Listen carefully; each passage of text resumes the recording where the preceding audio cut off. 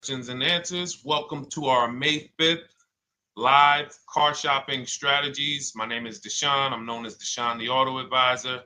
And over the next 60 to 90 minutes, I'm going to be sharing what we call the cars from home philosophy, the way you can shop, get bids, make your car buying simple, empower yourself, and guarantee that you did not leave any money on the table. We're going to talk about a lot of things you may not be familiar with. We're going to talk about things you have not heard before. We're going to tear back some mindsets that the car business has programmed in us for their profit.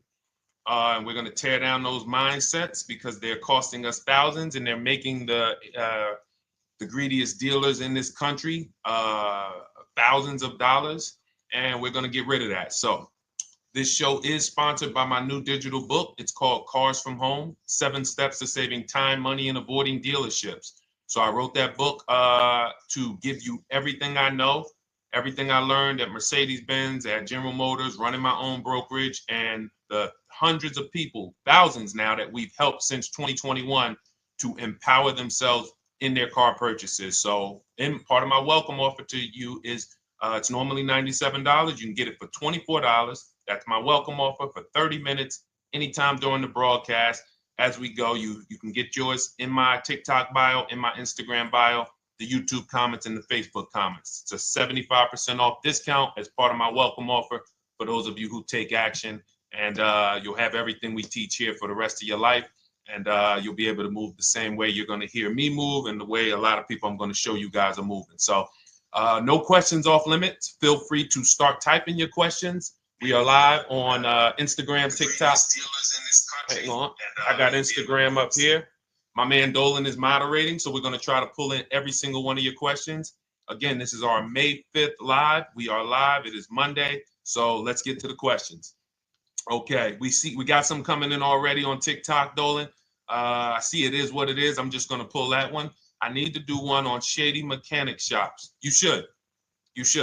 If that's your area of expertise, the public needs to know from someone who's an insider what is going on in mechanic shops. I'm sure they get a lot of value. If you guys want, it is what it is to launch a channel teaching people how to avoid shady mechanic sites, type ones in the chat so he can know that he should go ahead and do that. Or she. I can't see if you're a man or woman. But let's get some questions going. Yasoy Tommy, I see you on TikTok. Interested in leasing, but I know I will go over the mileage. I drive a lot. Well, here's what you do. Give you an example. I'm leasing right now. I've never needed more than a 15,000 mile per year lease. So all of my leases have been 12,000 miles. I've never needed more than a 15,000 mile per year lease. Now, sometimes, that was because my family worked a little further from where we lived. We got a 15,000 mile per year lease, but most of the time I'm getting 12 because that's what I need. That's what I use. Now I'm paying $499 a month for this $55,000 Infinity truck. I got a 1% lease on it. I got my bids, the way we teach at Cars from Home. We're big on multiple offers. That's the only way you're going to save the big money and guarantee you got all the money is to get multiple bids. We teach you how to do that.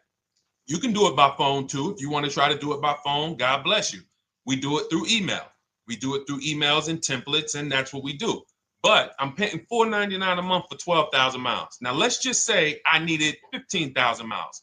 I would have bumped that lease up, and instead of $499, I'd be paying probably $30 more. So call it $530. Now, let's say I'm a high mileage driver at 20,000 miles. That instead of $530, I would probably be paying $620. And there I got my 20,000 miles per year. So the key is, and this is what you'll hear, people will blame the leases for not understanding that they choose the mileage. The mileage is not selected for you unless you go into a dealer and say, hey, work me up a lease. And then they're going to choose the mileage, probably give you 10,000 miles per year, and then try to close you on that.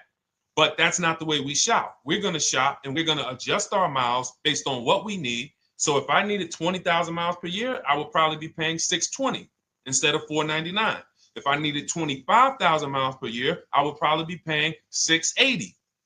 So I'm just paying, we get what we need and we enjoy our leases. because when we buy these cars and we drive ridiculous miles, we depreciate our cars, we destroy the value, and then we still have a loan on it in a lot of cases for a vehicle that we have destroyed the value in because we put 60,000 miles on it in 3 years. So our loan is moving very slow, but our vehicle's value is dropping through the ground very fast, which is typically how we end up with $15,000, $20,000, $25,000 in negative equity. I used to see it all the time in dealerships, especially when I was in when Uber took off. When Uber took off, year later, 2 years later, 3 years later, we had tons of people coming in with Hondas, coming in with various cars that had 200,000 miles on them, but they still had 3 and 4 year loans left. And, that's just a recipe for disaster. That's a recipe for disaster. So you should not be leasing, though, if you keep your cars 8 years. Some of you familiar with the 8-year rule, you understand. Everyone should not be leasing. I want to make that clear. Some people say, Deshone, you believe everyone should be leasing? No, I don't. If you are not keeping your cars 8 years, then you should be shopping for below market leases. Don't forget those 2 words, below market leases. Because if you're paying what everyone else is paying for their leases, it's not going to make sense. Some of these strategies are not going to make sense. You need to be getting below market leases. And the way we do that is to comparison shop, get multiple offers from dealers, have them compete for our business, and then we get these leases that no one else can get. Great question. So what if I go over 20,000 miles? What do you recommend doing? You choose your mileage wisely. In my book, I have a section called Choosing Your Mileage Wisely. The whole key with leasing is to scope out the mileage you're going to use, and that's what you shop for. If you know you're going to do 25,000 miles that year, you would do 25,000 miles on your lease. But you don't shop this way. We always shop with 12. A problem with leasing is once again, you go into the dealership, you say, work me up a lease. They're going to work you up what they want. They're going to say, hey, put 5,000 down. Who's had that happen? You go and you look for a lease and they tell you how much money you need to put down. Type me if you've had that happen. And again, welcome to everybody. This is our May 5th live. It's Monday, May 5th. Whether you're watching this today or you're watching this later today, because we will be rerunning this for those who couldn't make the show. Tell your friend they can catch it on our channels. But this is our live show. We're live every single Monday through Thursday at 12 noon. So you'll see people who will go and get blessed transition. You've had this happen. This is what you go in. They work you up a lease. Here, you need 3,000 down. Yeah, you need 3,000 plus your taxes and fees. What do you want to do? So that's them customizing our leases. We never want to do this. We want to customize our lease and run it like this, a template. All your leases you get with, ready? 12,000 miles per year. First month's payment only due at signing. That's it. 12,000 miles per year. First month's payment only due at signing. That is how you shop all of your lease offers, because this allows you to now use the 1% rule, which I didn't create. A lot of lease savvy people know about the 1% rule, where your MSRP, I'm going to just show an example of an MSRP, the price on the window sticker. Every lease is going to be brand new, guys, or either close to it. The price on the window sticker is the price we go by, the MSRP, and we're going to divide our monthly payment into the MSRP. And once we get that, the number, that's going to tell us if we got a 1% lease, if we got a 1.5% lease, if we got a 1.8% lease. And what we did was I created the 1.5% rule to know we were overpaying for leases. You don't have value when you lease something over 1.5%. But let's keep it to the point. The point is you're shopping all your leases, first month's payment due at signing, 12,000 miles per year, and then you're using the 1% to 1.5% rule to gauge the value. Once you find your best offer, that's when you go and you say, can you please adjust the mileage down to 10,000 because that's all I need, or up to 15,000 or 18,000. You shop your offers with 12. You find your best offer concerning what value is, 1%, 1.2%, 1.4%. You lock that up, and then you tell them, show me what the payment will be with 20,000 miles per year or 15,000 miles per year. That's going to keep you from walking into these 80% dealers which are never going to give you a below market deal. When they drop their prices, they're never going to drop low enough to beat their competition. That's why their name of the game is them keeping you from checking their competition. And then you avoid these people, you find those deals, and then you adjust the mileage with that dealer. But choosing your mileage is very important with a lease. And that's why you should take 5 minutes, 10 minutes, tally up your lifestyle over the next 3 years, and you choose your mileage that you need. Great question. Let's go, Dolan. I'm getting married today. Congratulations to Ash on Facebook, everybody. Ash is getting married today. Congratulations. May God bless you with a healthy, lifelong marriage. Hallelujah. All right. Angel on YouTube says, can I lease for 36 months, then purchase to have a lower payment instead of buying at a higher payment? Now, what he's asking or she's asking is, I want this new car, but if I buy the new car, then I'm going to have to pay for the new car, in which case it's too unaffordable. So can I lease it first and then buy the difference at the end? Yes, you can. Let's talk about why that's not that financially wise. There are signals, guys, that tell us we are looking at vehicles that are too expensive for us. Signals. Would anyone on here take a 50-year mortgage? Anybody? Anybody? We got some smart people on here. Anybody volunteering for the 50-year mortgage, ladies and gentlemen? Anybody? Come on, somebody.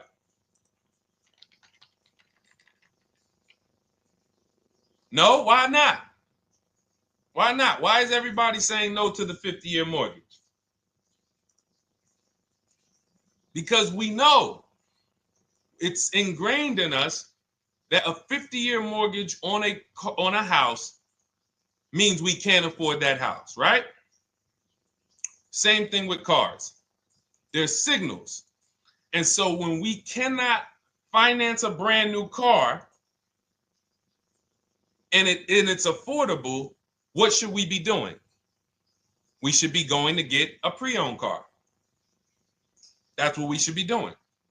So some of you have the luxury where you could afford both a new version of the car you want, and you can afford a pre-owned version, of course. So you might say, Deshone, I could afford both. I want this car, but I could afford, which one should I get, new or pre-owned? Thank you to the new gifter, Jeffrey Jones. Welcome. The Black King. Thank you so much. Gifter badges. Appreciate everyone who supports this broadcast. Thank you so much. You helped me to keep this information going. So what you're saying is, I could afford both. Which one should I get? In that case, it's a matter of your values. Do you want a brand new car? You want to treat yourself? You only get it every 10 years. So it's like, hey, I only get a new car every 10 years. I'm going to treat myself to a brand new one. Curtis Thomas, thank you for sharing.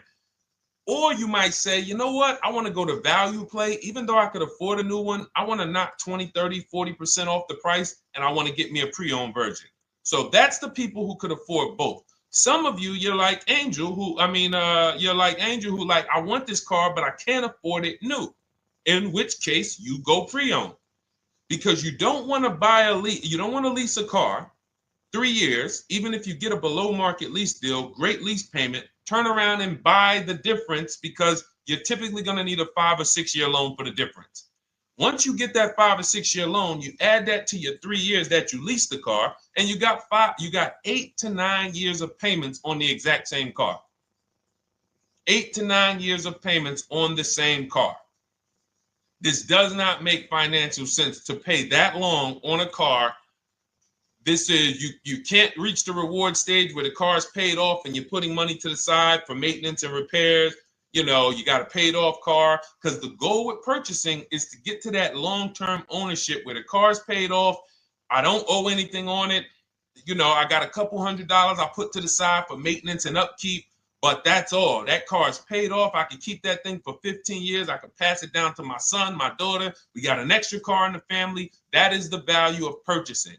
So if you have a payment for 8 years on a car, you don't get to that stage. So that's why before I would ever recommend someone lease and then purchase the balance, I would recommend someone purchase a quality pre-owned car and get it at a below market price. Okay, does that make sense?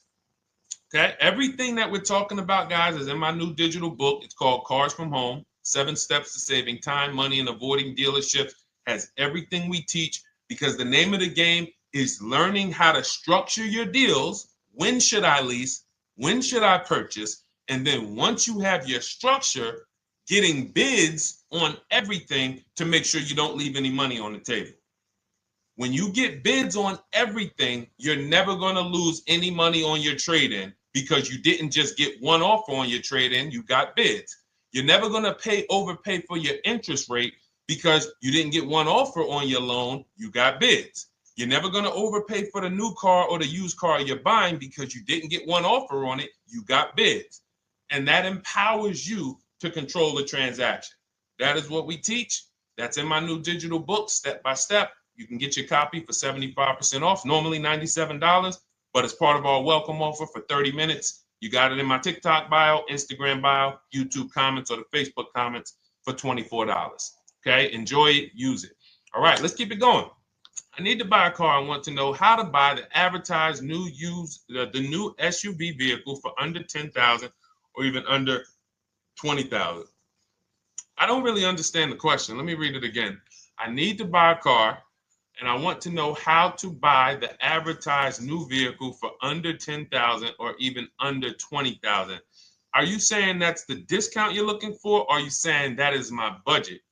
Please let me know. I don't quite understand. Go ahead to the next one, Dolan.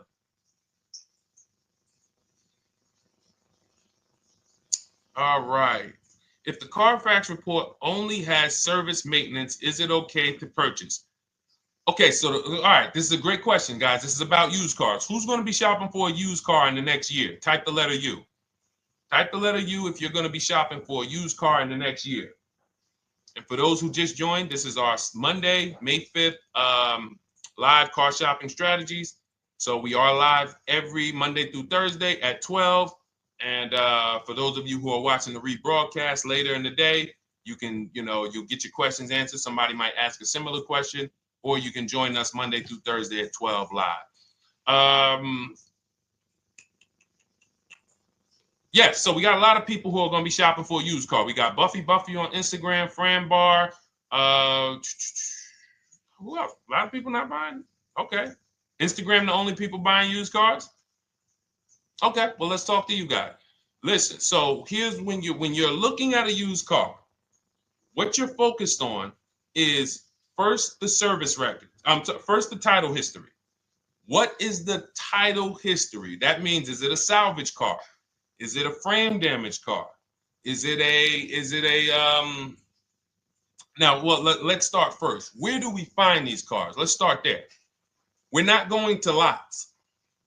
We're not stumbling onto people's lots. That's what they want. We do not want to go through our neighborhoods looking for used cars.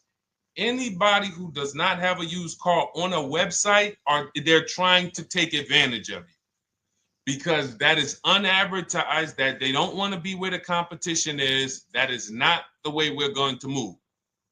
And for years, it was like that. You drive past a dealership on the weekend, you see hey, oh, look, they got this nice yellow car, a nice big red car outside, and you just pull right in. That's 2005 stuff. Now, every used car, we need to be able to compare it to the whole market, which means we need to see it on a website, on a marketplace. So we're opening up, this is called my multiple marketplace strategy. We are opening up, and some of you are going to need a pen if you're going to really, or unless you're going to watch the rebroadcast, because I'm running stuff past you that, you're trying to buy a $30,000, $50,000, $100,000 car. We're not talking about how you're going to get a couple things from Amazon and, set up a little home studio for $2,000. We're talking about the second most expensive purchase most of you are going to make. So it's understand that you're going to need to focus in order to get the most out of what we're talking about. So we're going to go to the marketplaces. The marketplaces are Carvana. They sell their own inventory. CarMax, they sell their own used car inventory. Driveway, they sell their own used car inventory. We're going to go to now dealerships. AutoNation, they sell other people's, they sell their own. They buy and they relist it on their website. But then you have Car Gurus, you have Carfax, you have Kelly's Blue Book, no, not Kelly's Blue Book. You have Auto Trader, Car Gurus. So we're going to all these marketplaces, we open them right up in one tab. So now what we're doing is we're putting in our criteria, and what we want to do, we want to go 100 miles out. Even if you're not willing to drive 100 miles out, you want to see what the whole market looks like within 100 miles.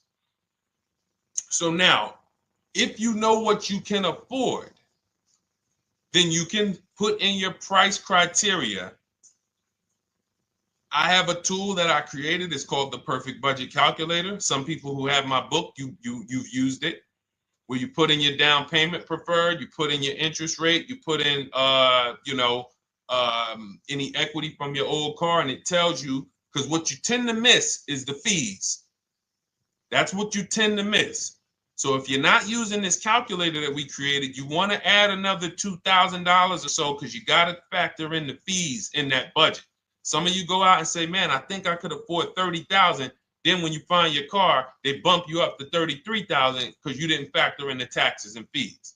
So this calculator does it for you in my book, and everything we use the Perfect Budget Calculator. But if you're not using it, just estimate another, a little higher. Now you put all of that into the marketplaces. Now you're looking for what the inventory is. Now, here's the reason why you must open up all these marketplaces. First reason, they have different cars on them. Carvana and CarMax has different cars than Car Gurus, Cars.com, Auto Trader. There's different cars on them. Another reason we need to open it up is because sometimes you'll see one car here on Car Gurus for $31,000, and then you'll see that on Auto Trader they marked it down $2,000. It's $29,000. And you're like, wait, why the heck is it lower? This is the same car.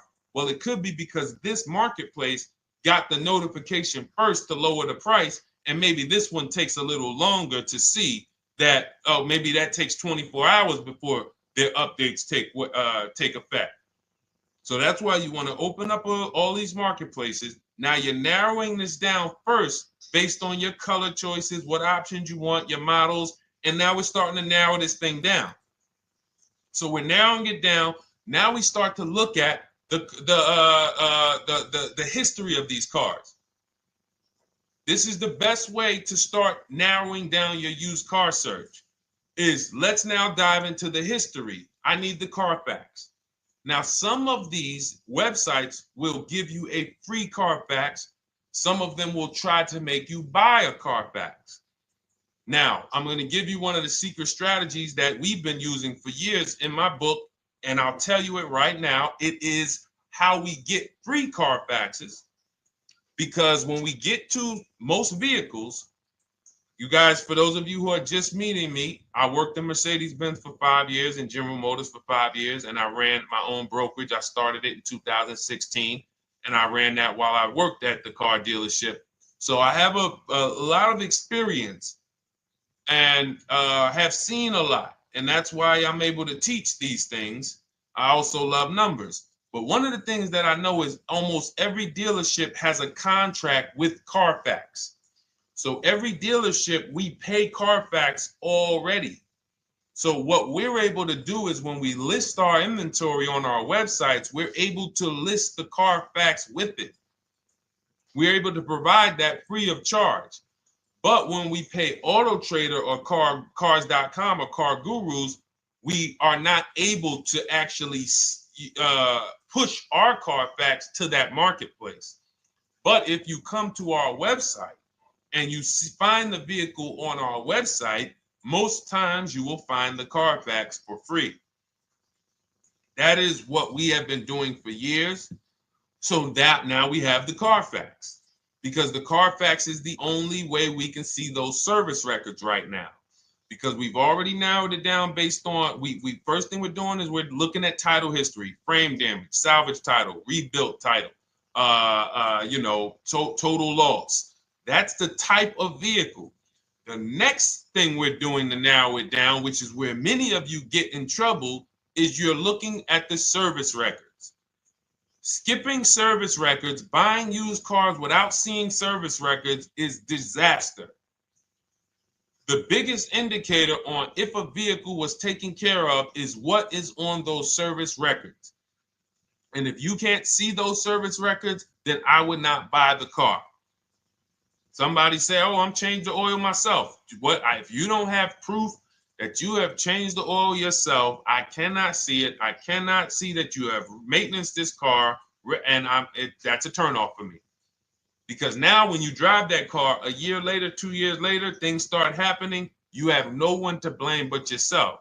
Now the regret kicks in. Man, I knew I shouldn't have got this. But chances are, if you find a quality vehicle and you see service records on that previous owner's report, that's going to lead to a quality experience. Okay, so that's pretty much how the initial part of our multiple marketplace strategy. As you can see, we have this to a science. Nothing that we're doing is by chance. Nothing we're doing is on a whim. That is it. But let's go to some more questions. And I think the biggest thing I want everyone to understand so far is that we don't wing anything in this process. There's nothing, everything that I'm teaching you is going to be out of our systems. Now, some of you have different learning styles. So let's address this. Again, welcome to our May 5th, Monday, May 5th live. We're live Monday through Thursdays at 12 noon. And we rebroadcast this for those who couldn't make it. You can share this with your family. Tell them, hey, visit Deshone the Auto Advisor's channel. He did a great show earlier. He answered some questions that everyone had. You can watch the broadcast all through the rest of the day.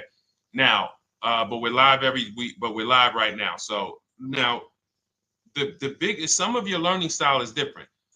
What we teach is we have the ultimate do-it-yourself guide. This book is rated 5 stars. Thank you to everyone who's rated it on Goodreads. Just pull it up right here. For those of you who are actually on Instagram or YouTube, TikTok, you won't be able to see this right now. But the book is rated 5 stars. We appreciate you.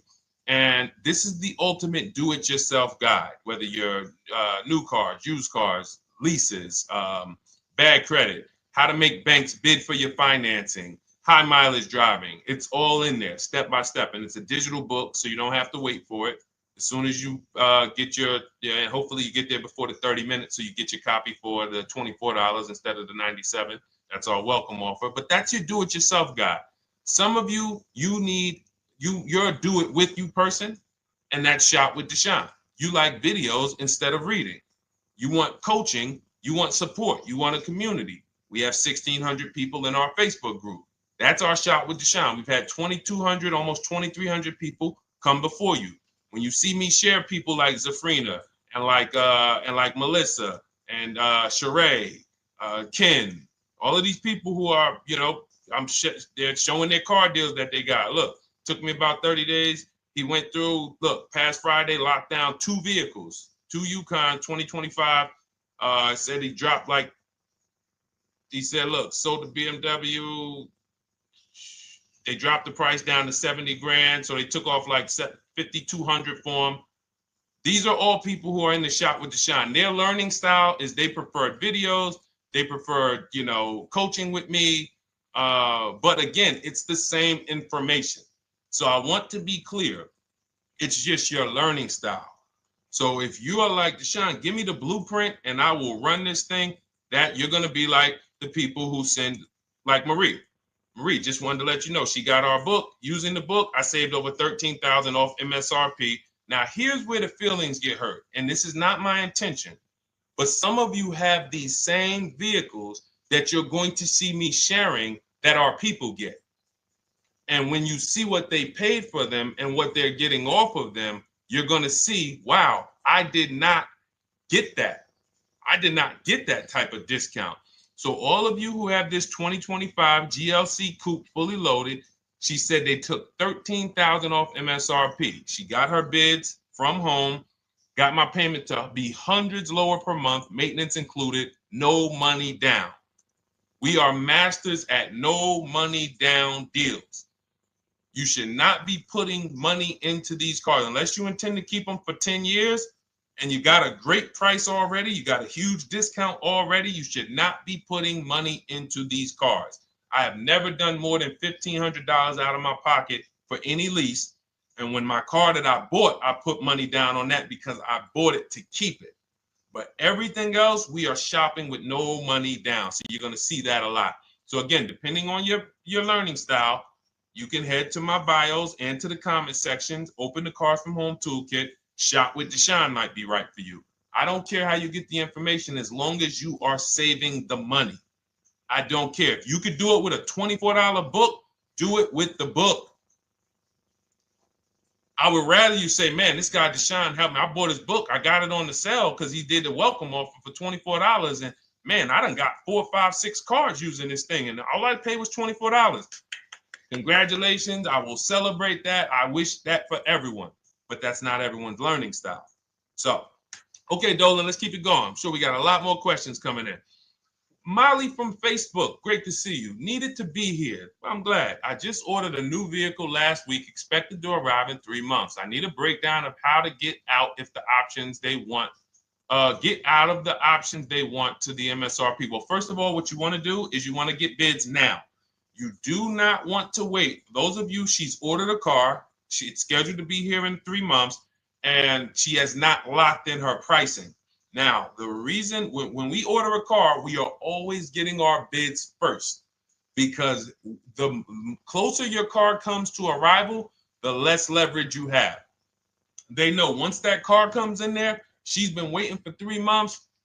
She is not going to want to walk away from this car. She is not going to want to do this all over again. And they're going to probably take a shot and say, or if you look for a discount at that point, you probably are going to be like, no, I'm sorry, we can't give it to you. So what we're going to do is we have to now send that request out. Now, there's 2 ways for you guys to do this, whether you're leasing or purchasing new cars. 2 ways for you to do this. You can do it your way, which is calling around.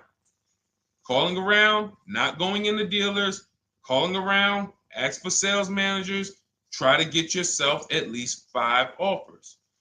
Because the only way you're going to see how overpriced the offers are is to actually get multiple offers. So I'll give you an example. I'm showing you guys on the screen what a market report looks like. So we also have a division. We shop for people's new cars and their leases if they have good credit. So when you see, oh, I tried to pull it up. It's not loading. So what you're going to see, and some of you who've used our stuff, you can testify to this. There is a huge spread between the best price and the worst price. Huge spread. So in order for you to know you actually got the best price, you need to see 4 other offers that are higher. I'm going to say that again. Thank you to all the gifters on TikTok. Thank you, Jeffrey Jones. Appreciate it.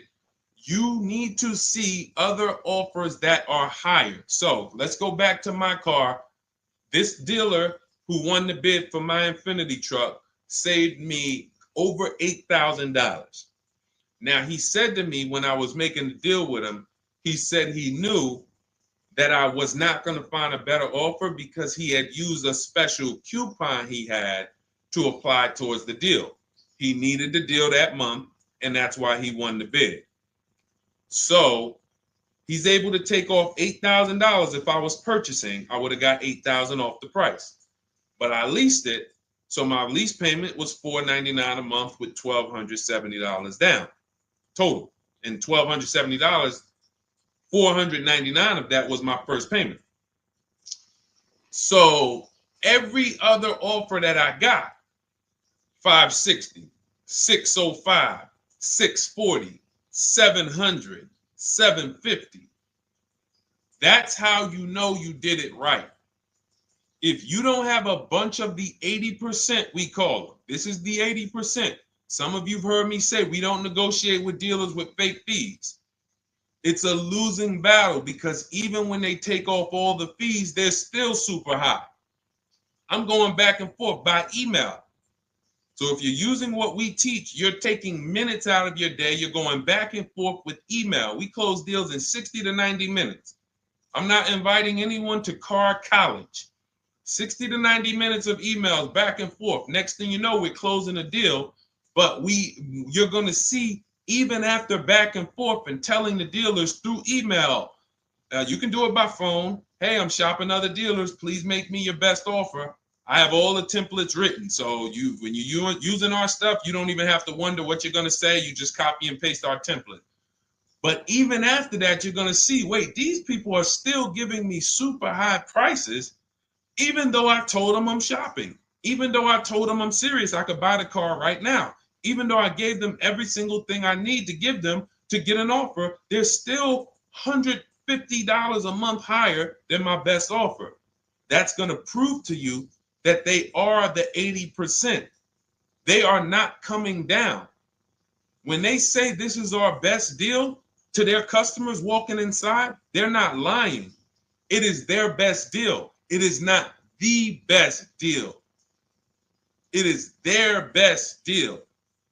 Their competition's best deal will blow their best deal away. And the only way you do that is by getting bids. So that's what you need to do, Molly. Take exactly what you're looking for. If you want to call around, call some sales managers and say, hey, listen, this is what I'm looking for. I put in an order, but I'm not dead set on the price yet. Haven't really gotten, I want someone to lock in a price for me. And hopefully you're purchasing, because if you're leasing, it's tough, because once that lease comes in, you do not know what the lease program is going to be. So if the lease program is bad, then you could find yourself jammed up. Now, here's what we try to do to prevent that. It's not always possible.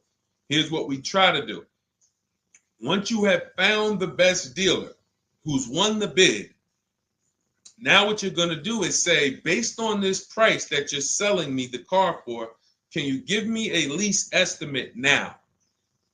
So let's say I'm ordering this Infiniti. I shop around, I find a dealer who says, all right, Deshone, I'll place the order. I'll take $6,000 off list price for you if you do the business with me. Perfect. Can you give me a lease quote based on that now? I know this is not the vehicle. My vehicle's coming, but can I get some type of an estimate of what it would be? And then I look at that, and if it's affordable, now I place my order. But I'm not placing an order for a lease blind, not knowing what my payment's going to be when that car gets here. Okay? Does that make sense? I know I may be typing, this is heavy. That's why I told you guys, when you're here with us in car buying, below market car buying strategies, this is like short 60 to 90 minute master classes. This is not lives where I'm showing you how to make macaroni and cheese and turkey and like, okay, yeah, you got your music playing in the background. Hey, listen, all right, what I need? Oh, hand me the Sazon. No, you could do multiple things. This is heavy finance talk for 60 to 90 minutes, and it will change your life. And I just saw my girl, Lisa. Lisa, good to see you. Lisa's been, she's been learning from us and rocking with Cars from Home. Let me see. I'm glad you clarified, even if no money down on the lease, you still really have to give them the first month's amount. Yes, I don't know what I'm going to do yet, buy or lease. No matter, I'm learning lots and sharing with my peeps. Thank you, Lisa. Thank you. Now, technically, you don't have to give them the first month's payment either. What I do is our templates all involve shopping, first month payment due at signing. But if I wanted to, so let's say, for example, on this $499 a month lease I got on the Infiniti, and I'll actually will add this because I'm glad you said that. The lease that's your first month's payment, so it's not considered money down. It's considered your first month's payment because you're leasing, you're paying 36 months or 39 months. We don't do 4-year leases. We don't even do 3.5-year leases in most cases. We're not doing it. It's 36 months, 39 months. And if they have a really, really good program for 2 years, they will tell us about it. But we shop for 36 months. But you can tell that if I wanted to tell them, you know what, I want to do a straight sign and drive, I don't even want to give you the $499 for the first payment, which means you're asking them to pay the first payment, then it would have just been $500 going back into the cap cost, which would raise the payment probably with interest and taxes, maybe 15, 17 bucks, something like that. So if I truly wanted to bring nothing to the table, I can just have them to, cap the first month's payment. You can do that. You can do that. So you can ask any questions. I know you're in our Facebook group, and so you let us know. But the 8-year rule is your basis for leasing versus buying. The 8-year rule, when you guys open up my book, you'll hear me talk about this. I'm going to make a whole lot more videos about the 8-year rule because it is the parameters for how to know whether to lease or buy. It takes into account how drastic cars depreciate. They lose value like crazy.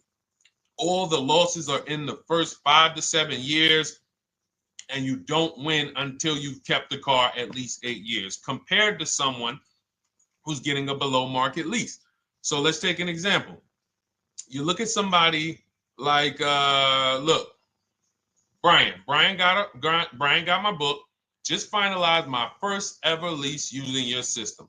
2025 HRV Sport all-wheel drive, $30,000, $505 MSRP. So this is a $31,000 vehicle almost, and he got it for $395 a month, which is a 1.2% lease, no money down. Now, his initial quote from this dealer was $434. This is the winning dealer. But in my book and in our systems, we have a counter offer calculator where we put all the offers we get into the calculator, and then it calculates the best offer and it tells us what to counter. So his initial quote was $434. He countered with the calculator and ended up closing his deal at $395. So these are the people that, for all of you who you're like, wow, are there any cars out there with a $300 payment anymore? Well, if you're buying a car, you are buying it at a $300 payment. You could only spend, who knows, every $5,000 on a vehicle is about how much per month? Every $5,000. When you're looking at a car, every $5,000 on a 5-year loan, which is what you should be defaulting to, is about how much per month. Thank you, Nikki. Nikki got a #1 gifter badge. And I don't really know what all of that stuff means, but I definitely appreciate it. The Black King, thank you so much. I just know it means you guys support the show. So I appreciate it. So who knows? Every Nucci Graham is and I wanna Nucci Graham will address you next, because as soon as you get your book, on the thank you page it says, "Thank you for your purchase. Click below to open your book." So we'll address that shortly.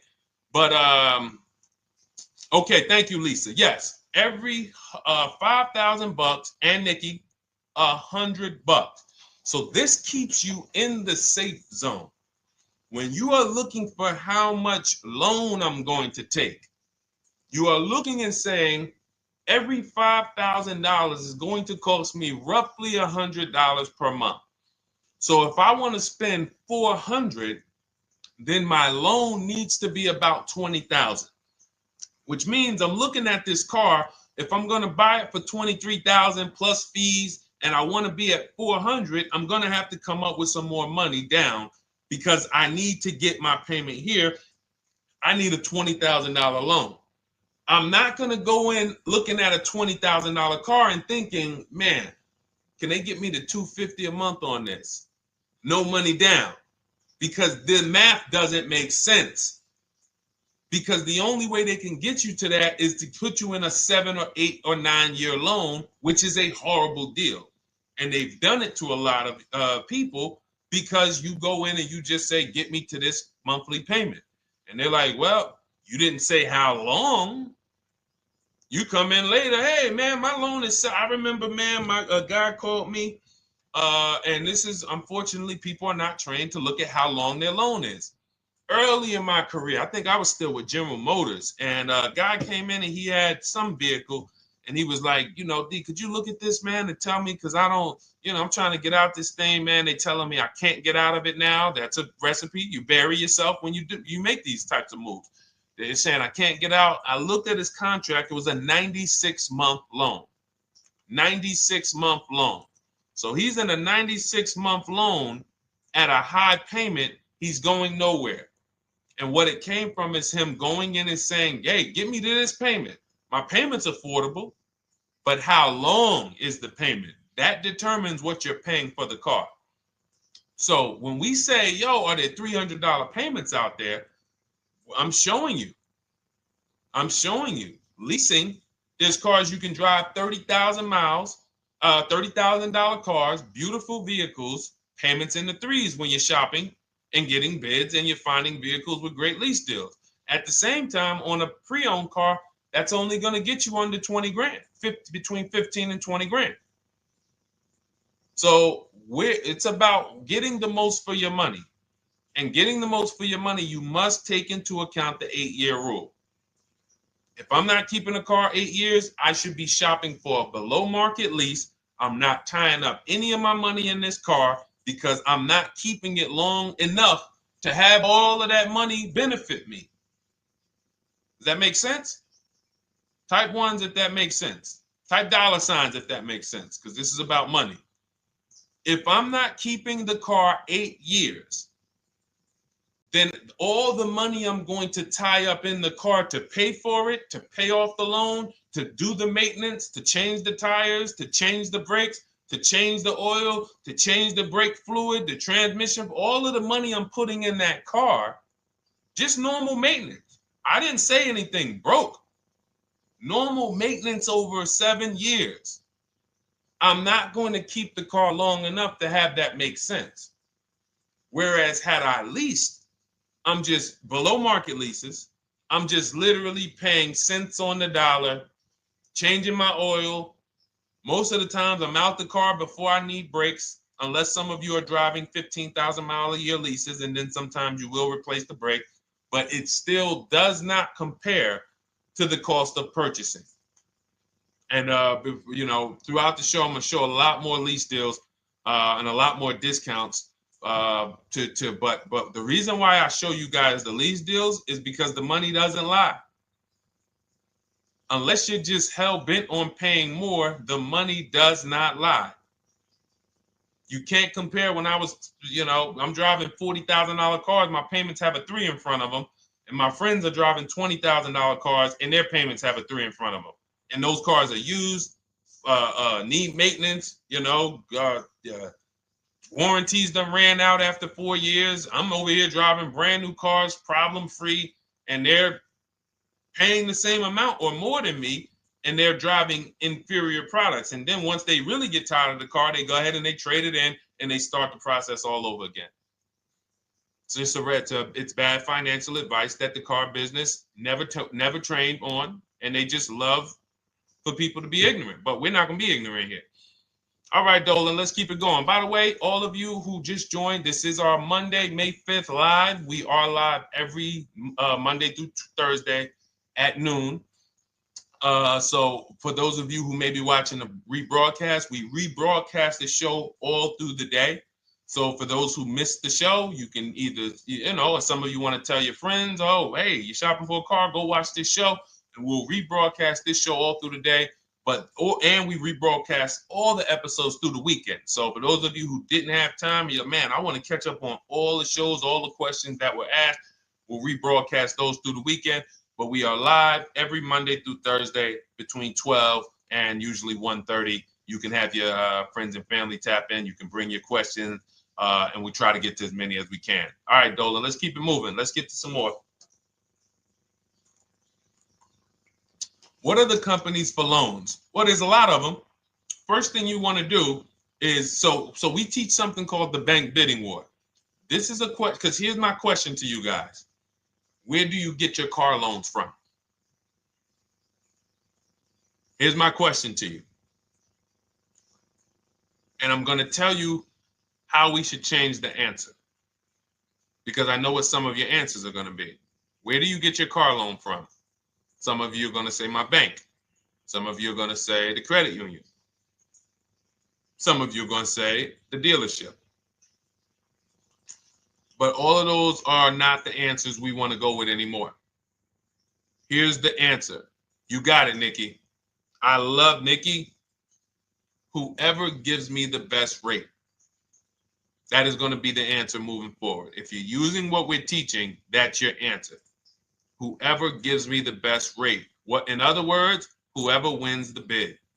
So what we're doing is we are not just going to our credit union and having them run our credit, give us a rate, and now we going out and we're shopping with a check in hand and we're shopping with our back against the wall because the bank says, well, hey, you know, your pre-approval expires May 17th, so you hurry up and find a car or you're going to have to come back and run your credit again.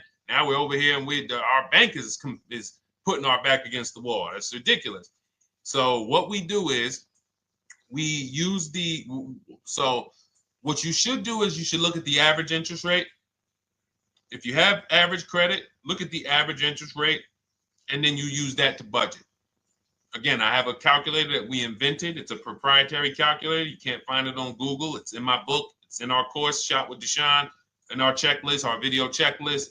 This is stuff that, again, we don't, if you notice stuff that I teach, it's not anywhere. Deshone, why can't I find an 8-year rule on YouTube? It's because it's Cars from Home. We created it. I can't find the 1.5% rule. No one else teaches that because it's our intellectual property. We created it. I don't mind people saying it, but they need to understand we didn't find this stuff. We created the stuff. So calculators, we invented them. So this calculator you take this interest rate, but even if you want to use a standard payment estimator calculator, you can take just what I said. Remember, add a little bit more for the fees, because that's what you're not taking into account. The fees, the taxes, and that's where we get in trouble. My calculator, our perfect budget calculator, does that for you. So now you want to look at the average interest rate. Type in average rates for cars. Use that for your budget, just so you can know about how much car I can go and get. So between what I told you about the $5,000 being $100 a month, and that last part about, adding a little bit more and using the average interest rate, you should have a good gauge on a range of car to go and shop for. Now, once you now shop your market, whether you're shopping new or whether you're shopping pre-owned, once you find no one's touched your credit till now. No one has touched your credit with a hard pull, especially not. We do not, in order for this to work, like what Nikki is saying, where you're only giving your business to the bank or credit union that gives you the lowest APR. In order for this to work and for you to be able to shop freely, no pressure, you need to make sure you don't let anyone run your credit with a hard pull before you find your best deal on a car. Soft credit pulls, estimates of budgeting, the way I just said. Now, you go out, you find your car, whether it takes you a week or a month or 3 months. Bang, I found my car now. You lock the car up, put it under contract, you leave your deposit. You never, ever. How soon when you get a car does the dealership want you to take it? I like asking questions like this because we can prove how predictable most of the car business is. How soon after you purchase a car does the dealership want you to take it? Thank you, Janae. Immediately. Now, the reason for that is, there's various reasons. There's various reasons. Right then and there, Molly, yes. But what I want you guys to focus on is what you lose by taking it right then and there. You lose the ability to shop the interest rates. And shopping the interest rates is very important because you'll always wonder, could I have gotten a better rate? So what you do is you lock the car up, you let them know, hey, I'm going to go home, just give me my, let me get my paperwork so I know exactly how much I need to tell my bank. And here's the key, if you guys can beat what my bank or credit union gets says, then I'll give you the loan.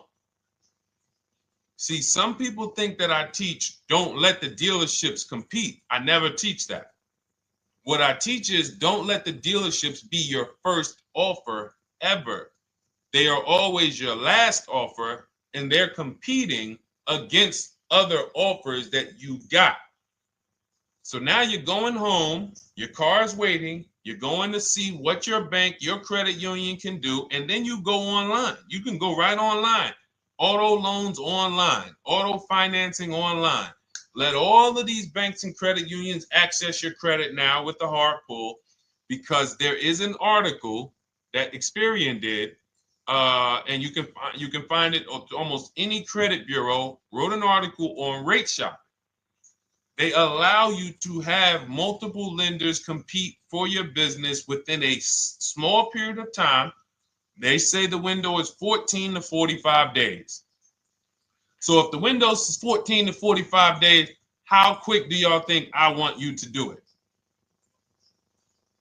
If the window says, because that's a big window, as long as you shop within that window, at the end, those multiple inquiries will have the same weight on your score as one inquiry, because it looks as if you were shopping and you were doing your due diligence. Thank you, Greg, Sheila, with these gifter badges. I don't know. It's like a nice. I appreciate it, Glendale. Thank you.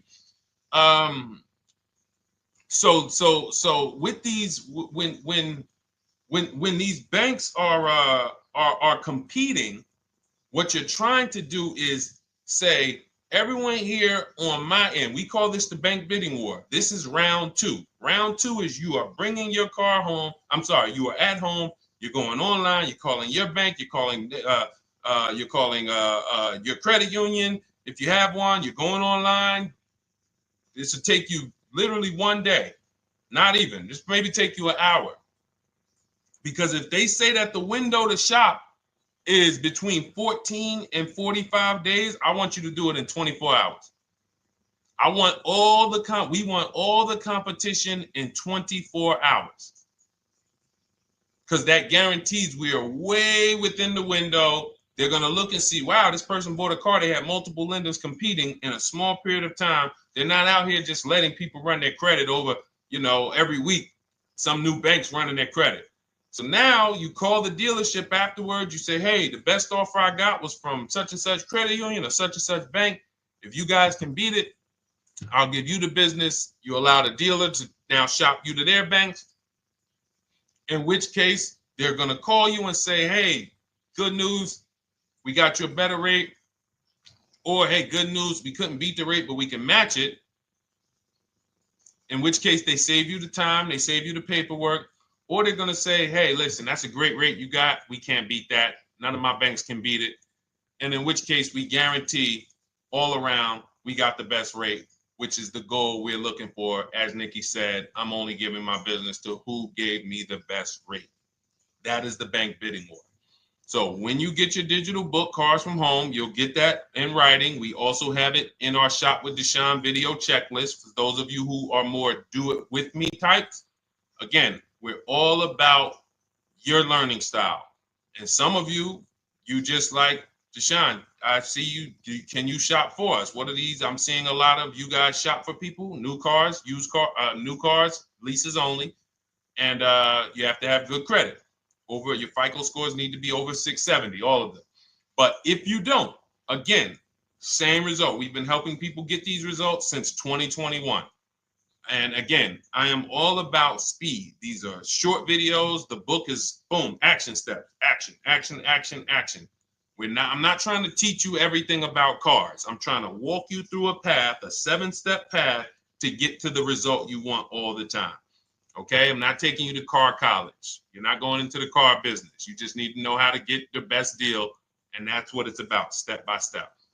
Okay, but for those of you who are just coming on, this whole show is sponsored by my new digital book. It's called Cars from Home, 7 Steps to Saving Time, Money, and Avoiding Dealerships. It's a digital book.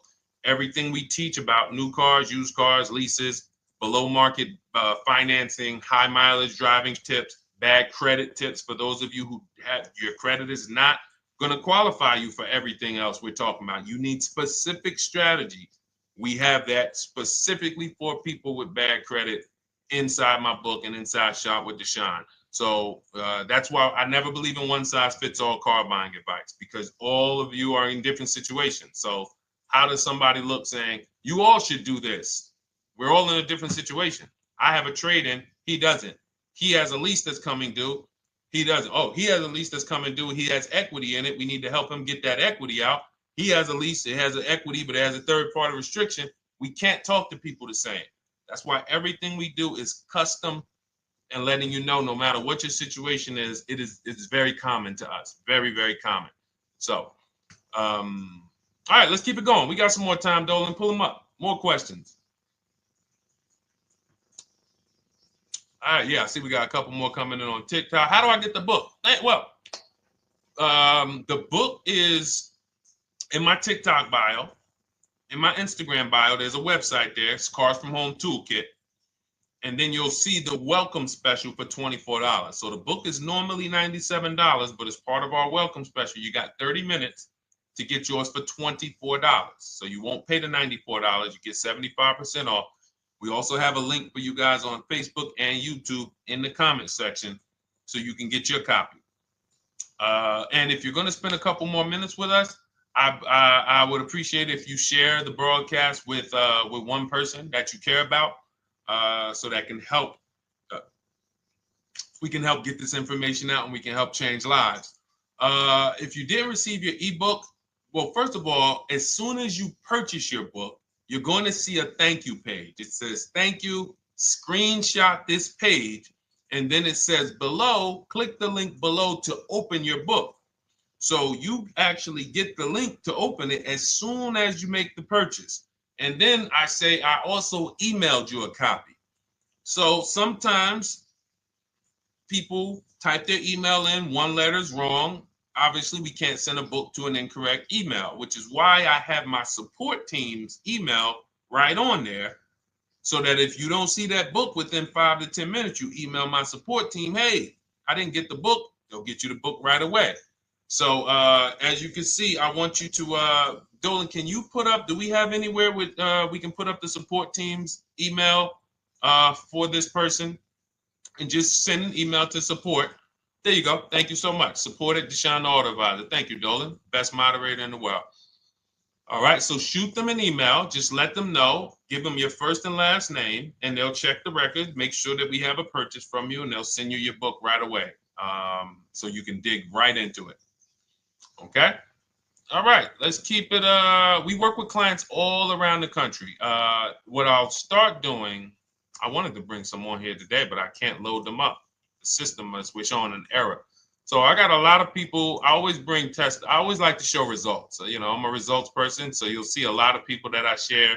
Brian, who has our book, and, you know, his lease, Marie with her $13,000 off. All of these people made deals from home. They were not in a dealership negotiating this. You got, look, Frank, I bought your book, used your system, and just closed my deal and have positive results to report.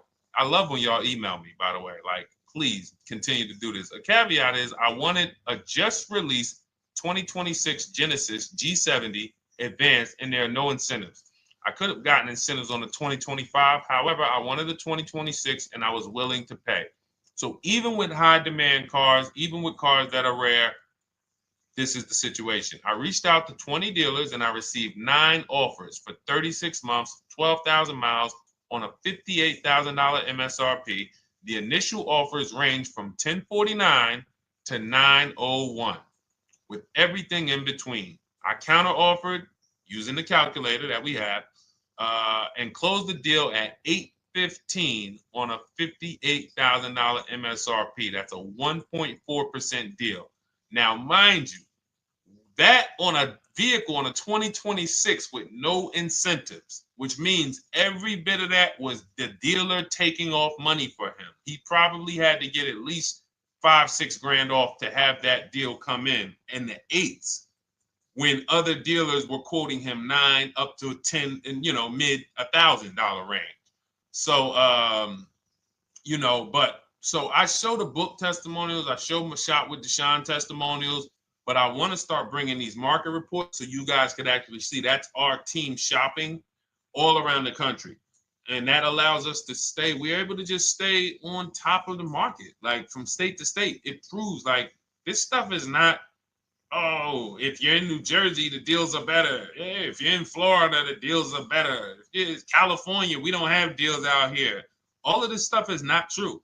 And thank God we have people using the Cars from Home systems, be it by book or be it by our video checklist, or be it us shopping for people all around the country where we can tell you beyond a shadow of a doubt. I can show you market reports from Texas, from Oklahoma, from South Dakota. We did a deal for a Mazda, a South Dakota deal, Nebraska, California, Florida, Georgia. We're shopping for people all around the country. And there's great deals everywhere in the country when you know how to make dealers bid. Because you're always going to find that 20% dealer who just wants to beat their competition. They're the best in the region. And you got to go out to find them. You got to have a system to find them. Because most of the dealers are not them. Most of the dealers are the 80%. That's just the way it works. It's a numbers game. And the 80% are very expensive. And when you walk into the 80%, they'll go down. You're like, oh man, all right, can you take off? Can you get me down? Like, yeah, man, you're like $150 a month higher than where I could be, my max. And they go back and forth. They're like, man, I could take off $50 a month.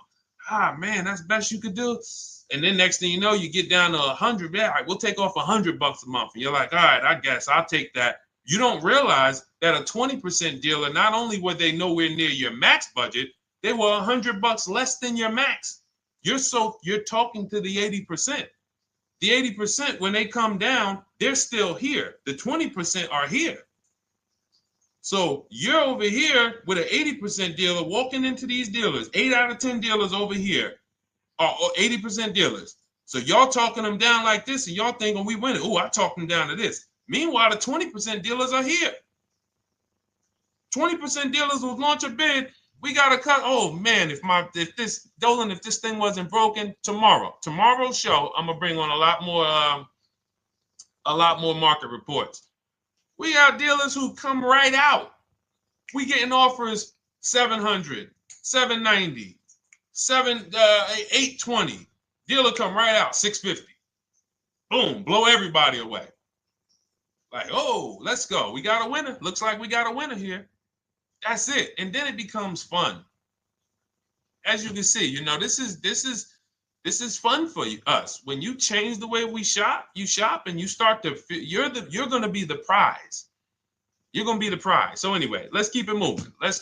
For those of you who have gotten your book, I look forward to you using it, empowering yourself, having these same results. For those who didn't know about the book, it is a digital book. You can get your copy for 75% off for 30 minutes in my TikTok bio, my Instagram bio, the YouTube comments, and the Facebook comment.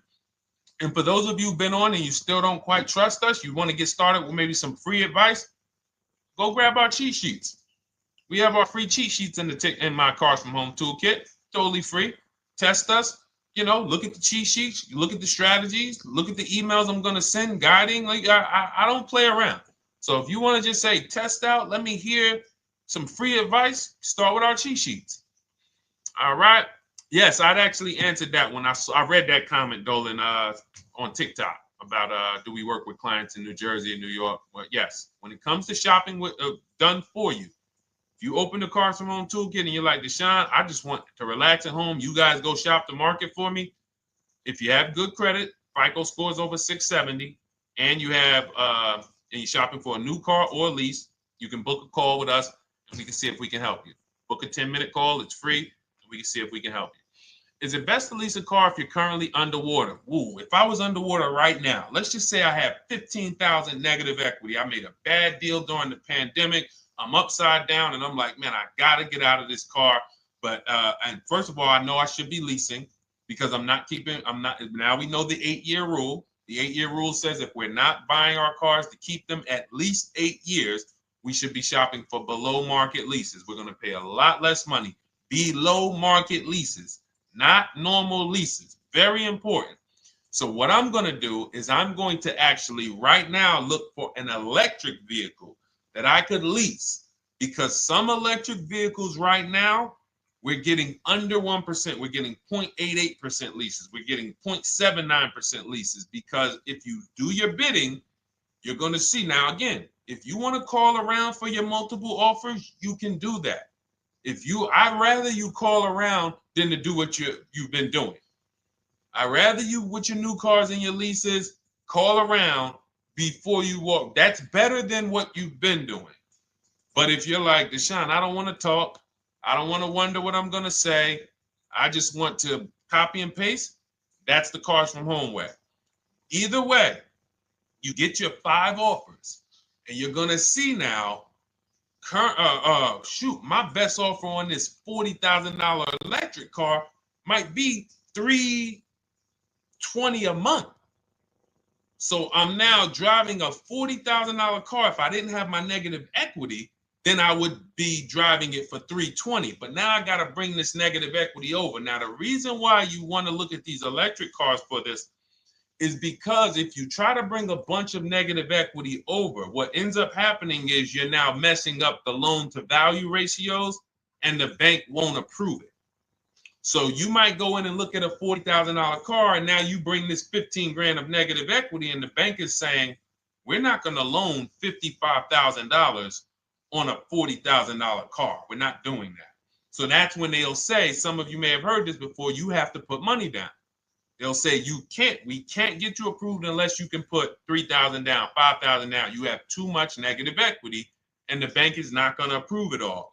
But when you get your bids on some of these electric cars, you're going to get $10,000, $15,000 off. And this is specifically what I would be looking for. I would be looking for the electric vehicle that when I get my bids, I'm saving 15 to 18 to 20 grand off. And if you guys don't think that's possible, you haven't been here for long. You know, this is Milligan. She bought her Mercedes EQE last year. She literally, MSRP of her car was $79,245. She got almost $30,000 off the vehicle. Almost $30,000 off the vehicle. $51,359 is her price. $79,000 vehicle. She got it after rebates, after discounts, after everything. $51,359. So you take a vehicle that you can get a huge amount of money off, then you bring your negative equity over. So now that payment goes from $320. Yes, it might go up to $575 or $600 even. But I know I'm in a nice car now. I'm in a brand new car, and after 3 years, I'm done with that negative equity. So that's what I would be doing. And if God forbid the car gets totaled while you're driving, you're out of the negative equity in a lease. So if I rolled that negative equity, 15 grand over to this car, now I'm driving it. Boom. All right, I got this electric car. I'm out of the negative equity. I got a good value. I'm in a $40,000 car. My payment is affordable. Now I'm driving. Oh, shoot, car gets totaled. I'm out. I can go get me another car now. I can go and get the same exact car, but I can get it for $320 now. So, you know, that actually is the reason why people commit insurance fraud and total their cars or get them stolen intentionally. But no, that's just something to keep in mind. Something to keep in mind. Because most of you, when you start leasing, you're going to see that was my reason for negative equity. That was my reason I kept having negative equity, is because I wasn't leasing. And that was the reason I was paying more money for cars than I should have, because I wasn't leasing. And again, the key is getting below market leases. You walk into a dealership and say, work me up a lease, you're not going to have these payments that, you know, we're talking about here. It has to be below market leases. That comes through multiple offers. Only way. All right, let's keep it going. A lot more questions. No gap then. Is that your first time leasing? Well, no, we'll get to that. I see it's a little conversation happening on TikTok over here. By the way, everyone, this is our Monday, May 5th live. We're live Monday through Thursday. Tell your friends, please. I would love for those of you who are going to keep joining us to see some friends tomorrow, family members tomorrow, co-workers. When you are at work, when you're talking to people, if they say they're car shopping, I would love for you to invite them to our live shows Monday through Thursday at 12. And if they couldn't make the show, we will rebroadcast each episode for the rest of the day. So after today, after we end the show, if you guys want to refresh on some things or you want to whatever, you want to send people, we will rebroadcast this episode for the rest of the day. And then on the weekends, we put together a weekly compilation. We broadcast them all just for the people who couldn't make the live shows. But every Monday through Thursday, we are here. And yes, happy Cinco de Mayo to you too, Nikki, and to everyone who celebrates. All right, what do you think about waiting till December month, mid-month to buy a vehicle? I do not. Dealers need cars to sell before that. It's a myth. All right, we're going to dispel a myth, okay? When have we been taught that the best time to buy a car is? Thank you to everyone running up the likes on TikTok. We're at 3,400 likes. Every time you hear something you like, you double tap the screen. That makes a big difference. It sends a message to TikTok that we're doing something good over here. Okay, end of the month. Yes, sweet now. End of the month. So we're gonna peel, like I told you guys when we started the broadcast, right? We are gonna, yes, Molly, last day of the month, right? So this is what we have been taught. Last day of the month, come on in. That's where your deals are, right? Let's look at this logically. As a former car salesperson, the times where where I saw the dealer or myself being the most desperate was the times where we did not have a lot of customers. Sometimes you look up, it's the 10th of the month. They call us into a sales meeting. They say, hey, guys, we got to sell 200 new cars this month. We are only at 40.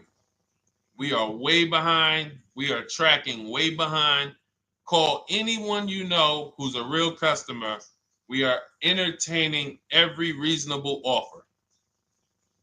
Now, you've been taught there's a group of people that we know are coming at the end of the month. There's a group of people that we know that last weekend they're going to rush. But there's no desperation there from us because we know they're coming. So we look and say, I'm much more desperate at various times throughout the month than I will be at the end of the month. Because think about it. Every time you go into the dealership at the end of the month, is it dead or busy?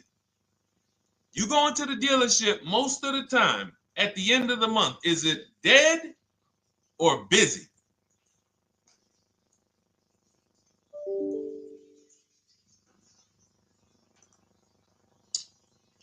Thank you. It's a zoo. It's a zoo. Customers everywhere. That means all the car salesmen are not worried about making a deal. In fact, they're looking at you and saying, hey, Molly, thank you. Listen, I know you, look, I know the payment's $780 a month. I know you said you wanted to be at $499, but, we've been going back and forth. Can you work your way up, get closer to the $780? Because they know now we can take a shot. Because we have some other customers behind you, Molly. Did you see the people walking out? These people just walked out. They're mad. We don't have enough salesmen here. We got people waiting 40 minutes to speak with somebody. Do you think you're getting the best deal when that's the energy? Yes or no? Let's just be honest here. See, you might forget some of the lessons that we teach if you don't have our books and if you're not in our video checklist and coaching. You might forget some of the lessons, but hopefully you won't forget the stories. So you walk in the dealership at the end of the month, the place is a zoo. It's people everywhere. They're ringing bells. They got the big clown, donuts around. Hey, you want a donut? Do we think there's desperation? Thank you, Sheila. Thank you, Molly. There's no desperation here. And they don't magically wait till the end of every month to hit their numbers. Some dealers hit their numbers at the 25th of the month. Numbers are hit. We still got people coming in end of the month. So What we want to do to answer the question is we want to be positioned. What I like you to do, for those of you who are in an emergency situation, you need a car in a week, in 2 weeks, that's fine. Everything we teach can guide you. We've had people who got their cars in 3 days. Like that's not something that is let's see. This is my second go around, much easier, more relaxing experience. Calculator definitely helps. Turned in my CRV, got a 2022 Marcus, some dealers wouldn't do. Somebody, I wanted to read you somebody who got their car in like 3 days, 5 days. That's normal. Again, like I said, we're not taking you to car college here. Like you know, our step-by-step programs can get you to your cars in less than a week, 90 minutes. But you don't want all your car shopping to be emergencies, because here's where you want to be. You want to be able to say no for up to 3 months. Reason is, there's a group of people that walk into the dealerships. They're there right now. They're desperate. They're giving off desperate energy. They can't say no. They back themselves into a corner for whatever reason. If their leases are up, maybe they don't know you can get an extension. If your lease is up this month, you can call. You can get yourself an extension for 1 month. Some leases will be extended up to 3 months, up to 6 months. Those of you who have cars and you're like, Deshone, I'm shopping for a new car, but I don't need it. I just, my car still got some life to it, but, I want to look for something new. This is a position of power to be in. This is where you want to be. You want to be able to say to yourself, all right, let me look at the offers this month in May. All right, I'm going to follow up next month because the offers change. The used car market changes. The lease prices change. The dealer desperation, it changes. I'm not letting tariffs push me into doing something and making a bad deal. I'm not doing it. I'm not worried about tariffs coming, because there's going to be deals no matter what. If the prices of the new cars go up, what happens to the prices of our used cars that we're going to be selling? See, that's how we really won during COVID. Some people who've been with me since 2021, that's how we were winning. My man John Shaw, he was one of the first people. David Isaacs came in, got his BMW. Yes, the lease prices were slightly higher back then. We were still getting under 1.5. We were still getting 1.4. John got a 1.2 on a Jeep Wrangler, but we were selling our old cars for 8, 10, 12 grand more than they would be worth today. So even if the new car market goes up, we know how to maximize the prices of the cars we're getting rid of, and we're going to offset it. So we want to position ourselves to be able to say no. That is the strength. That's the leverage where we can say, you know what? All right, I'm going to follow up next month. Now we're telling the dealers right up front, hey, call me. I'm good between now and June 18th.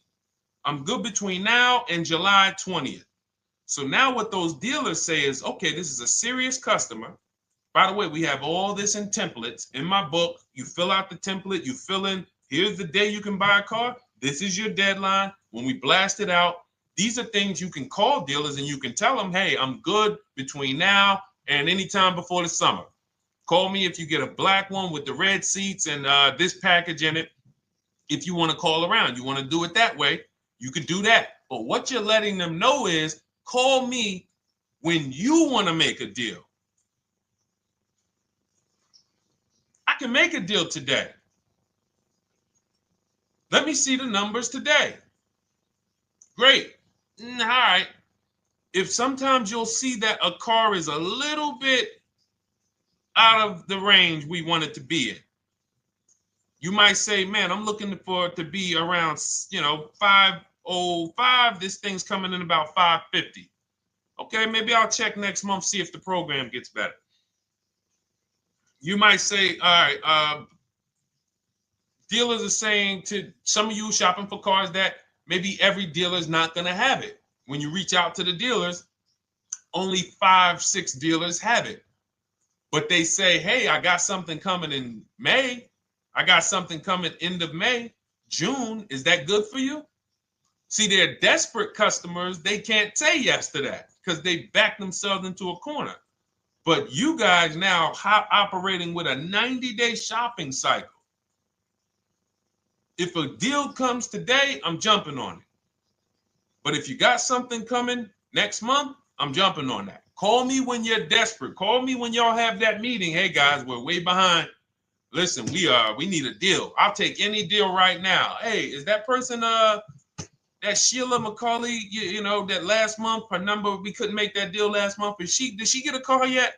Hey Sheila, did you get a call yet? No, I'm still waiting. Okay, great. We can get to your number now. Perfect. Thank you. Positioned. So we want you to be positioned when you use what we teach, whether it's the Cars from Home digital book, whether it's the Shop with Deshone. For those of you who are like, Deshone, let's do this together. I want the checklist videos. I want coaching. I want to be able to pop into the Facebook group, ask around. We can't give you that for $24. No author can give you the support. I got tons of books. Dare to Be a Man, In His Steps, Tony Robbins' book. None of these authors can give me support for the price I paid for their book. That just can't happen. But some of you are like, you know what? This is a big investment. I want to make sure I have access to, you know, systems for life. That's the Shop with Deshone done for you video checklist. And then you got coaching direct with me in our Zoom calls every first and third Wednesday. Twice a month we do. And then we got our private Facebook group with 1,600 people. And then some of them are sharp as me. I'm telling you, let's look at, you know, y'all know I brag about Rosalie. If you like Rosalie, if girl got 4 cars in within a year, you know. Her first car was the Infinity. She got her Infinity truck. And I was sharing her a lot last year when she got her Infinity QX60, but she recently shared that she got 3 vehicles. And hold on, where is she at? I just had her up. So this is the people that's in the group. Like, look, 3 vehicles. Big shout out to Deshone the Auto Advisor for making these incredible deals happen. 3 new leases for my sons with only first month's payment down. She got a Nissan Rogue, almost $37,000 vehicle, $399 a month, no money down. Mazda CX-30 Sport, $28,000 vehicle, $28,300, $339 a month. That's a 1.2% lease. And she got a Mazda CX-50 Premium Plus, $40,400 vehicle, $420 a month. 2 1% leases and a 1.2% lease. And the cherry on top, she says, I sold 2 leases. Some of you don't even know you could sell a lease. She said, I sold 2 leases. She had equity. Now, not every lease has equity. But if 8 out of 10 leases don't have equity, then 2 out of 10 do. So if you've just been dropping your leases off at the dealership, hey, here's my old lease. Let me get the new one. Hey, here's my old lease. And you have not assessed the equity. Could there be equity in it? Imagine how much money you've left on the table. Imagine how much, wow, I didn't even know you could sell leases. She sold 2 leases, 2 2021 Elantras, walked away with $6,737 in equity. Deshone, I could not have done this without you. Your program is a game changer. So this is what we want. We want empowered car shoppers. We want people who are not intimidated. I don't care what this market does, whether I need a new car, used car, whether I got bad credit, whether I'm a high mileage driver, it does not matter.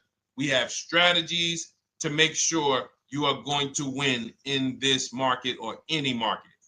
Does not matter. Okay? So, for those of you who don't know, the whole show was sponsored by my new digital book. It's called Cars from Home, 7 Steps to Saving Time, Money, and Avoiding Dealerships. It's 5-star rated. Thank you to everyone who's rated it, reviewed it.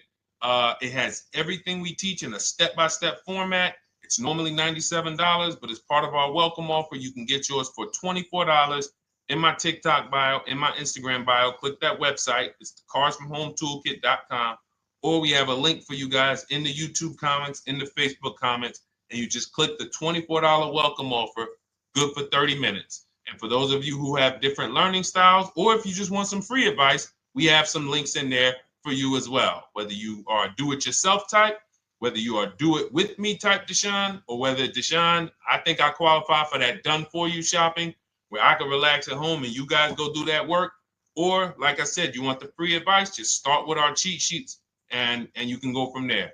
Whatever is right for you, you get it done. We just want to move you from anxiety, from, oh, I don't know what to say, from watching people online who call dealers and negotiate.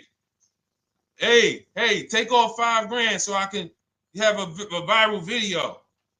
And now you're talking to an 80% dealer. So the 80% dealer has the $5,000 to take off. So you look like, hey, yeah, see, I just got them to take off $5,000. We don't negotiate with dealers with fake fees. Like there's a saying, we don't negotiate with terrorists. Cars from home, we don't negotiate with dealers with fake fees. None of that stuff matters. Because what you want us to think is, look, see, I took off all of this money. Don't you want to buy the car now? But you took off the fake money. Had we been talking to a 20% dealer, what money are they taking off? The real money. The real money. So if we have two dealers, well, let's say 8, because y'all know I use the 80%. So the 80% are over here. The 20% are this small group over here that we got to find. Now, the 80% are starting so high that when they take off all the money, it's fake money. We marked up our cars. We got platinum kits on them. We got the Hertz service plans on them, and the Simonized kit and the low, all of that stuff. Okay, so yeah, we done took off 5,000 for you, but 4,000 of it was fake. Meanwhile, this 20%, they don't have the fake. So when they take off 4,000, it's real 4,000. And we over here talking to these people. Hey, take off all that fake money. See, guys, you can do this too. So listen, we bidding is the way to go. You cannot negotiate your way to a below market deal, but you can get bids and it will make your life easier. You'll start to enjoy your car shopping. You'll start to feel like you're empowered. You're the prize. Someone won your business. They won your loan. They won the opportunity to buy your car. You are the prize. So that's what it's about. So we are here Monday through Thursday, 12 noon. Make sure you meet us live or tell your friends and family who are shopping, hey, hop on this show. We're live on TikTok, Instagram, Facebook, and YouTube. But we will broadcast the show for the rest of the day. So those who want to catch up on some things that you may have missed, or if you just jumped on and you're like, whoa, man, I missed a lot. We'll rebroadcast this show for the rest of the day. But tomorrow we'll be back, which will be Tuesday, May 6th, 12 noon. Meet us here live. Thank you so much. Welcome to the new followers. Thank you to everyone who gave me gifts. Thank you to everyone who bought a book. Thank you for those of you who are in Shop with Deshone.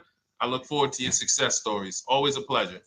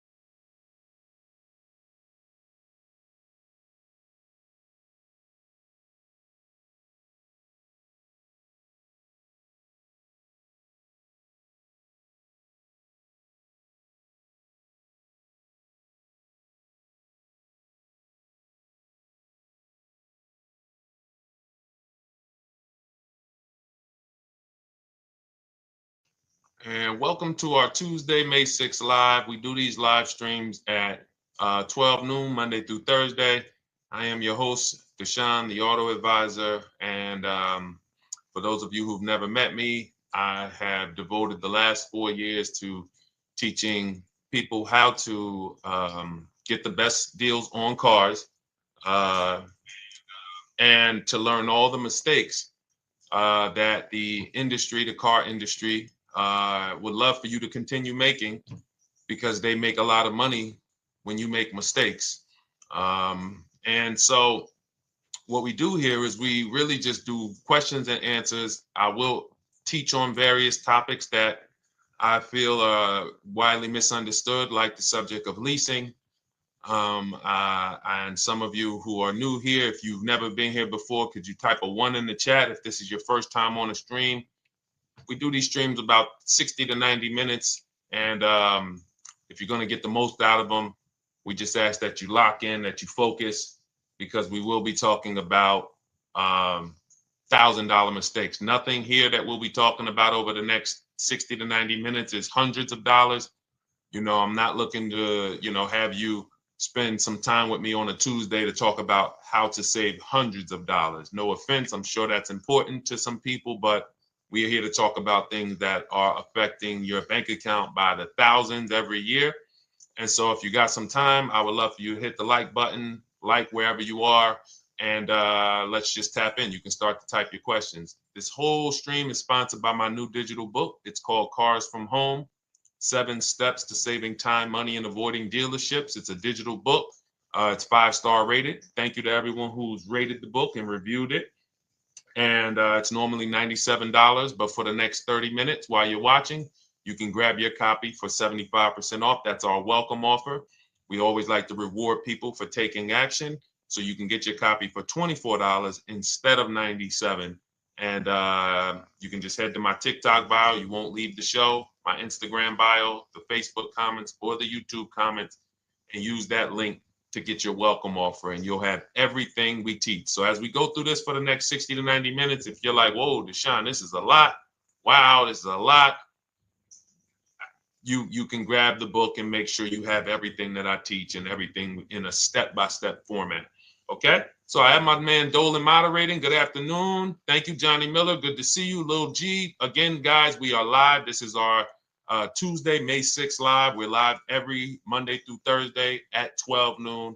But we do rebroadcast these throughout the day. For those who cannot make them, you can watch the rebroadcast, or if you got to go back to work, we'll be rebroadcasting it for the rest of the day until our show tomorrow. All right, so let's start with the questions. You can feel free to get into it. Okay, do you have to get the extended warranty? This is a great question. This is car specific. A Honda, Acura, Toyota, in most cases, have always had low cost of maintenance and their parts are inexpensive. When you're buying an extended warranty or you're considering it, it is a risk product. It's an insurance plan. So that means you can pay for something and not use it, just like car insurance. You don't necessarily use your insurance until you have an accident. Same thing with an extended warranty. It's an insurance policy. So what you're trying to do with any insurance is see what is the likelihood that what I'm paying for this is going to exceed the price if I did need to use it. So in the case of a vehicle, when you're trying to determine what should I get an extended warranty, there's 2 things that are important. Does this vehicle that I'm purchasing have a high likelihood of things going wrong? We know, and some of you have had cars with histories, and we know there are certain cars, they tend to have things go wrong more than others. And what I like to do is go right to Google and type in repair cost, because this is the second item that we are looking at. We're looking at average repair cost. So if you're buying a 2010, a 2015 Nissan Altima, 2018, Hyundai Sonata, you go right to Google, you type in 2018 Hyundai Sonata average repair cost. Now, if you see that those typically go on the lower side, then that can take a lower set of risk where you might say, all right, likelihood of these things going wrong on this car is slim. But if you see that the repair cost is on the mid to higher side, that's shifting more risk to if something goes wrong, the cost for you to pay for it out of pocket will probably exceed the warranty. So when I work for Mercedes-Benz, who's new here? Type a 1 in the chat if this is your first time on a stream with us. First time you've ever been here, type a 1 in the chat. First time. What's up, William? What's up, DJ Ant Nice? Good to see you. Maggie, good to see you. Enrique, good to see you. Miko, good to see you. Tetra Washington, good to see you. Jan, good to see you. Claire Clairvoyant, good name. First time, if this is your first time, just type ones in the chat so I know. I don't want to assume anyone knows who the heck I am and what my experience is. Daniel Thompson on Facebook, great to see you.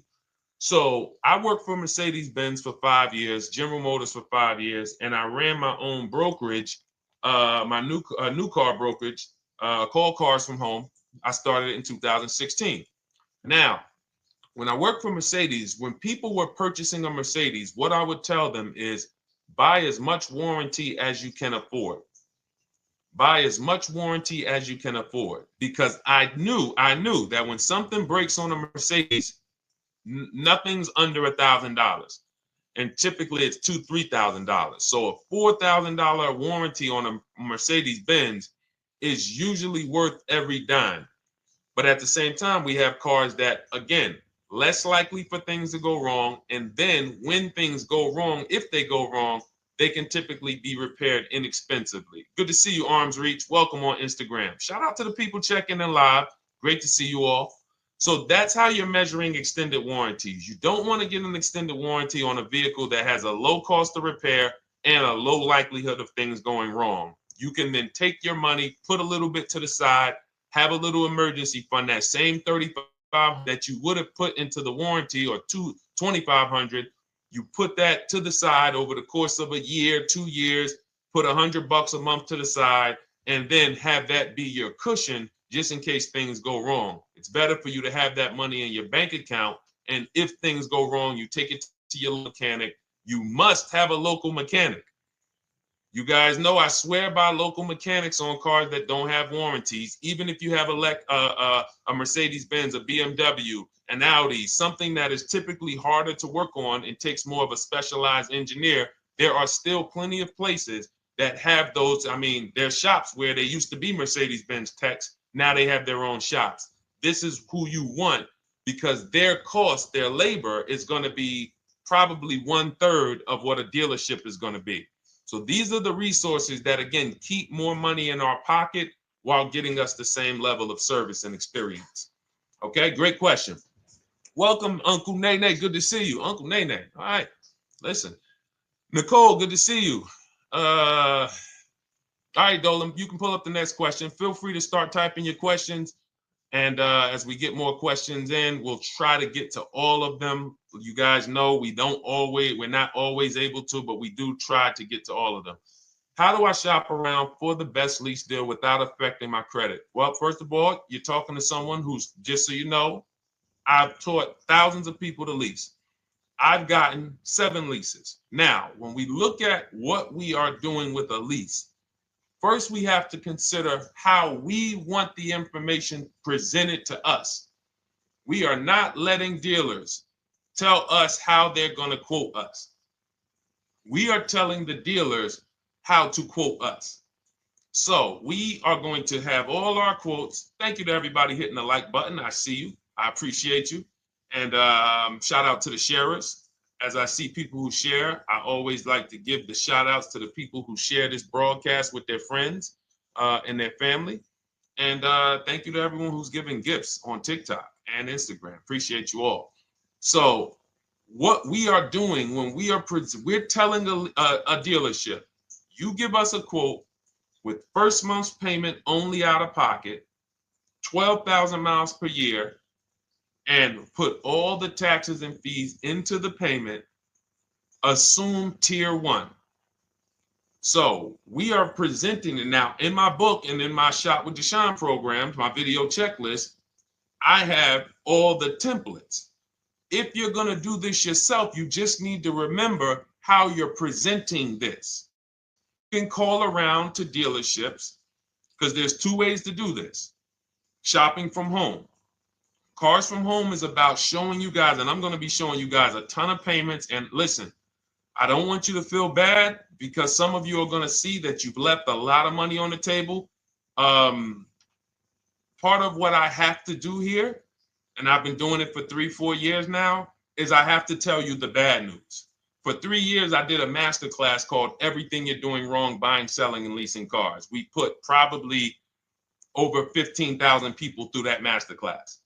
But those were people who were willing to hear the bad news They knew, Deshone, I got to hear the bad news to get to the good news. So as I show the difference in the prices that we get and the people who listen to me get, more than, forget about me, the people who are like you, the people who are on a live, saw a video, and then took action and learned and use our processes, the results they get compared to what you're getting. You're going to see, wow, they're saving $3, $5, $7, $10,000 more than me every single car. And so the Cars from Home system is about bidding. It's about turning your car purchase into a bid. You're no longer begging. You're no longer going into a dealership and begging one dealer to sell you a car, and then you go to another dealer and beg them, sell me this car, please take my money, please take my money. Meanwhile, you're not seeing the entire market and the people who would compete to get your business and gladly give you the service that you deserve by giving them a $30 to $50 to $100,000 transaction, which is what your car purchase is. So now so the big thing to understand right off the top is, now I need to learn this bidding. I need to learn to get multiple offers. So you can do this by phone.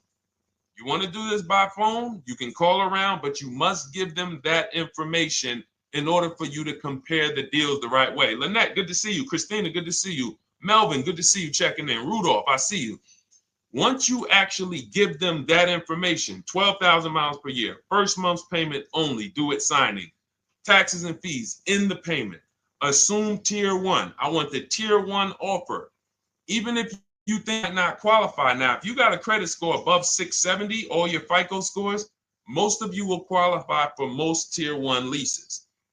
So you want to see, what does this look like as I get my offers?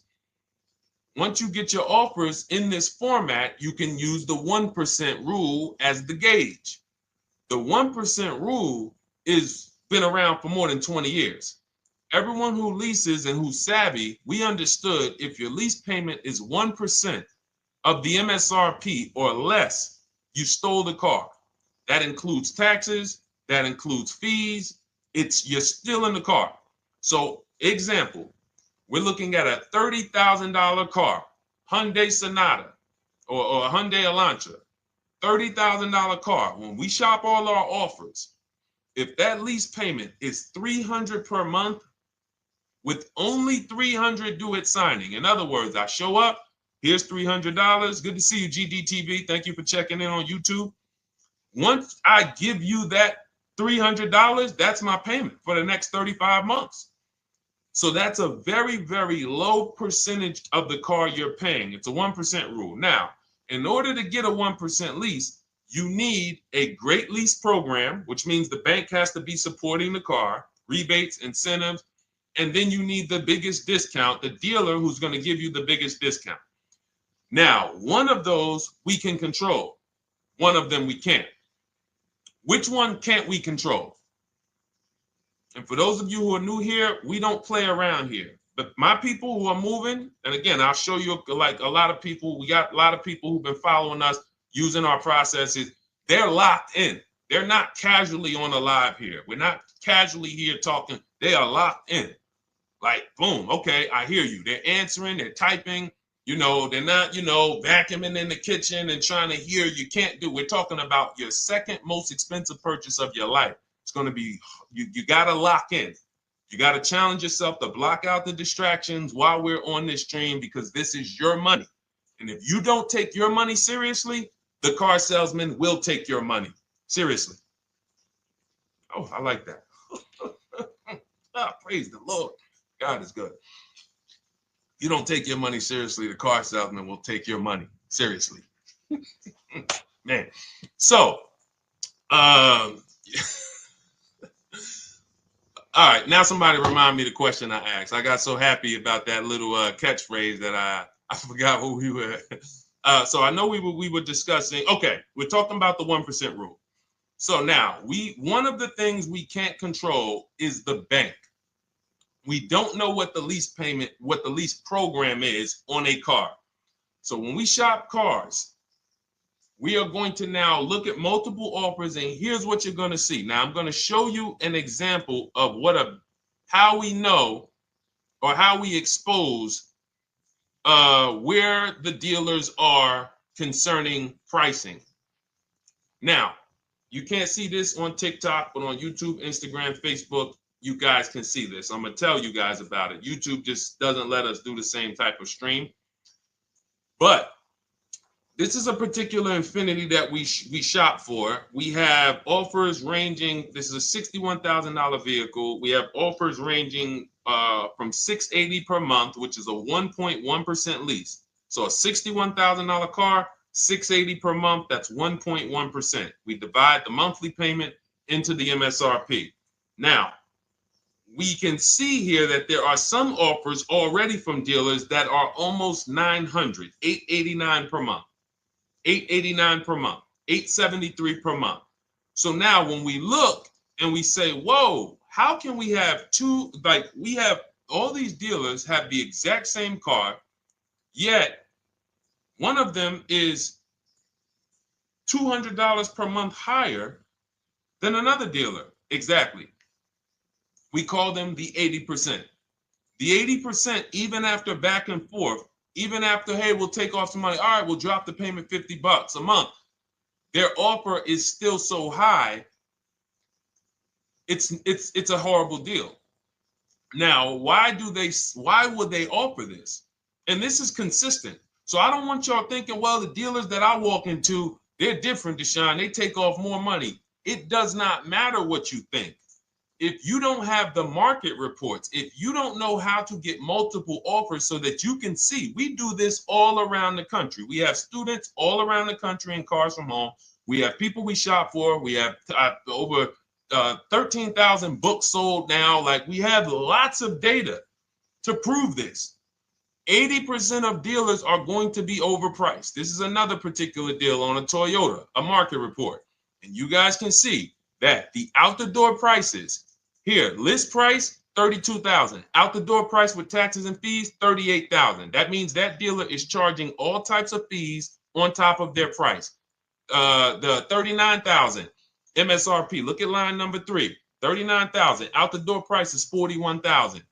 We can see $39,000 out the door includes taxes, includes all the fees. So we can see that these out the door prices in the left, in the right column, are way higher than the MSRP, $35,798. Out the door price is $39,700. But look at the green. Look at the green. This is what we call, we found the dealer at this time who wanted to win the bid. They wanted to win the bid. They needed the car sold. This is a rotation. We don't say to them, wow, they won the bid one time, so they must win the bid all the time. No dealer can win the bid all the time, or they'll be out of business. But in this particular case, at this particular time, for this particular client, this dealer said, we're going to sell this car for that's $35,500, and out the door with taxes and all the fees, $34,994. That is a over $4,000 discount off this vehicle. When all the other dealers are, not only are they not giving you a discount, they're charging over list. And they might come and say, all right, we'll take off $500. We'll take off $1,000. We'll take off $1,500. They might start so high with you guys that you think, wow, they started up here and I talked them down. They took off $3,000 from me, but they already were $3,000 in fake fees, protection plans, and all of this padding, dealer adjustments, which is fake fees. So whenever they say, because the dealer gets a minimum of a 6% profit margin, from list to invoice, we have profit. From invoice to holdback to triple net, we have money. That's all the profit margin. On top of that, when we add a dealer adjustment, what we're saying is we're going to sell this car to someone who does not have the skills to find our competition. And they're going to come in, and if we got to take off $2,000 to make them think they won, this is what we're going to do. But what we do here, what people like Brian is going to do, look, just finalize my first ever lease using your system, 2025 Honda HRV, $30,000 vehicle, $395 a month payment. no money down. His initial quote was $434. He ended up using our calculator, which we have in our book and in our program. If we put all our offers into that calculator, it tells us what to counter. He gets that offer for $395. That's his deal. We look at somebody like Wendell. Look, thank you. It's the least I can say for your book, Cars from Home. We're still in the middle of the process. Just sold our car today, like 10 minutes ago, for 30% above value. Why? Because he got bids. Look, using the insights from your book. I've read the book multiple times and told many people about it because it's that good. It's so intuitive and insightful. We'll be moving to the next step soon, and I'll write again. So now you heard him say we're moving to the next step soon. Step 2 in my book is the equity assessment. That's when we get bids for the car we have. We get bids. You're going to go to, listen, you should never be trading your cars in. Let me ask you all a question. Do we get the most money for you name me one thing that we get the most money for that thing trading it. Name me one thing. If I had this iPhone, do I get more money trading that iPhone in for another phone, or do I get more money listing it online and selling it to whoever will pay the most? Trading or selling? Let's go. Who's locked in? Tax advantages are very small. I understand you, Ronald, but the tax advantages, we have people that are selling their cars to cash buyers for $3 to $5 grand more than what they can get on trade. A tax value, a tax advantage for the difference is not, it's minimal. Exactly. Thank you, King Carter. You listed. So the money is in the bids and the competition. So going back to this person who asked the question, how do I get the best deal on a lease? It's going to be through multiple offers. That's my 2 favorite words. I would wear them on a shirt if I didn't wear unlearn, relearn. Because more than multiple offers, I need you to unlearn. Because the people who come with bad information from years, Deshone, this is not how my uncle taught me to buy cars. Deshone, this is not how I ever heard about getting cars. I was always taught just go in and just don't tell them about your trade and then ask to see the invoice and all of this stuff. That's what I was taught. Yeah, but you're not going to get the prices we're getting until you unlearn all of that bad information.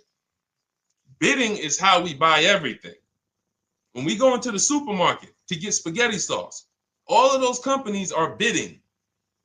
They're bidding. Hey, listen, we'll sell you this for $3.99. Hey, we'll sell you this for $5.29. But we got a better product. We got quality. Look at us. Look, it's all bids. Everyone who wants to sell us something is competing, except car dealers. Y'all notice that? So the mindset that y'all got to have if y'all want to really win and save all of this money and get these huge discounts is I'm going to start purchasing and leasing cars like I buy other things. It's going to be a competition. And I promise you, your whole life is going to change. Your entire car buying experience will change forever. You will be sitting here just like my man Ken, graduated, $585 a month payment, no money down on his Nissan Murano Platinum, $50,000 vehicle. He's paying $585, no money down. $50,000 vehicle. How much would a $50,000 vehicle cost us on a loan if he purchased it? How much would a $50,000? Some of you know every $5,000 is how much per month. Let me see who's locked in. Who's locked in? Every $5,000 is how much per month on a loan. I see you, Daniel Thompson. Check in. Good to see you, Dane. Thank you for breaking it down with complete truth. Keeping eyes wide open to know what to exactly expect. There you go, Dane. Welcome. Glad to have you here. We do not play around when it comes to this. All I want you doing is winning with cars, in love with your deals every time you get a car. All right, nobody knows the 5,000. How much is every $5,000 on a car payment? Come on, y'all. These are principles we've been teaching. Thank you, Daniel. $100. Thank you. $100. So we always want to default to a 5-year loan. I'm going to tell you why. when you default to a 5-year loan, you're in a safe position. Now, defaulting to a 5-year loan means when I look at a $20,000 car, I'm thinking $400 per month. 5-year loan, every $5,000 is $100 per month. If worst case scenario, I'm trying to get a little bit more car, then I'll go to a 6-year loan, but that's the max. I'm not going past a 6-year loan on a car. That's like going to a 40-year mortgage on a house. They're available. It's not a good idea. So when we look at these, you say to yourself, wow, a $50,000 car, that should cost him, if he did no, remember, this is a no money down deal. We're just looking at how much money we're putting in these cars. That car would cost him about $1,000 a month if he purchased it, 5-year loan, no money down. Which is why when people purchase their cars, what do they typically do? Come up with a ton of money, 10 grand, 15 grand, 20 grand, because they're going to pay into that car to try to lower that payment, because that payment. But some of us who don't have the down payment, we're financing most or all of the car. But here's the thing. I don't want you to feel bad if you're one of those people who's like, Deshone, I really don't be having those down payments of 10 grand, 15 grand, but I want to drive something quality.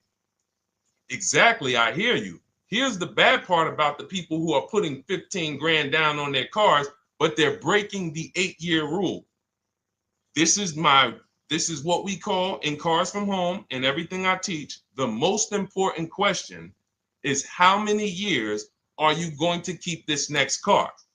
If it's not 8, then we don't purchase those cars, because here's what happens with people who go into their bank account, slap $15,000 down in a car, and don't keep the cars 8 years. And if anybody's willing to be honest, they will confirm this right here on the stream. When they go to replace that car in 3 years or 4 years, they literally have a little bit of equity. Maybe they're just breaking even. They're not getting that 15 grand back. It's gone. It's gone. Anyone who puts 10 grand down on a car and then comes back in 3 years, 4 years, all right, I had the car 4 years, 5, listen, I'm going to switch this thing up. They still have a payment. They are barely breaking even. Meanwhile, their payment was 400 or 500, almost double what it would have been if they leased a car, got a below market lease, and they drove a car, no warranty after 3 years, they're driving an inferior product. So if it sounds like I'm here to destroy people from purchasing who are not keeping their cars long-term, that is the goal. Because as long as you are buying cars that you're not keeping 8 years and you buy them, you turn around and you replace them, you are going to continue to spend way more money than people getting below market leases like Ken and like a lot of other people I'm going to show you on the stream. Lots of other people. Look, dealer American Senior Benefits Plan. He's enrolled with us under his company name. Dealer MSRP on this car was $36,300. 2025 Kia Sport X line. MSR, boom, boom, 561. Monthly payment is $400. Use the system back and forth. Got $400 a month on a 2025 $36,000 car. Once we put our taxes and fees in that would be a $700+ payment. $700 payment. He's paying $400. And y'all wonder why people are losing cars. $300 more per month to drive the same car? It's ridiculous. Imagine somebody like you, when you learn, now you're pulling up. I'm going to tell y'all one more story, and then we'll go into some more questions, because you might not remember what I'm saying.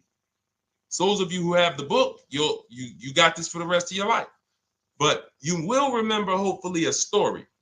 I'll tell you about my neighbor.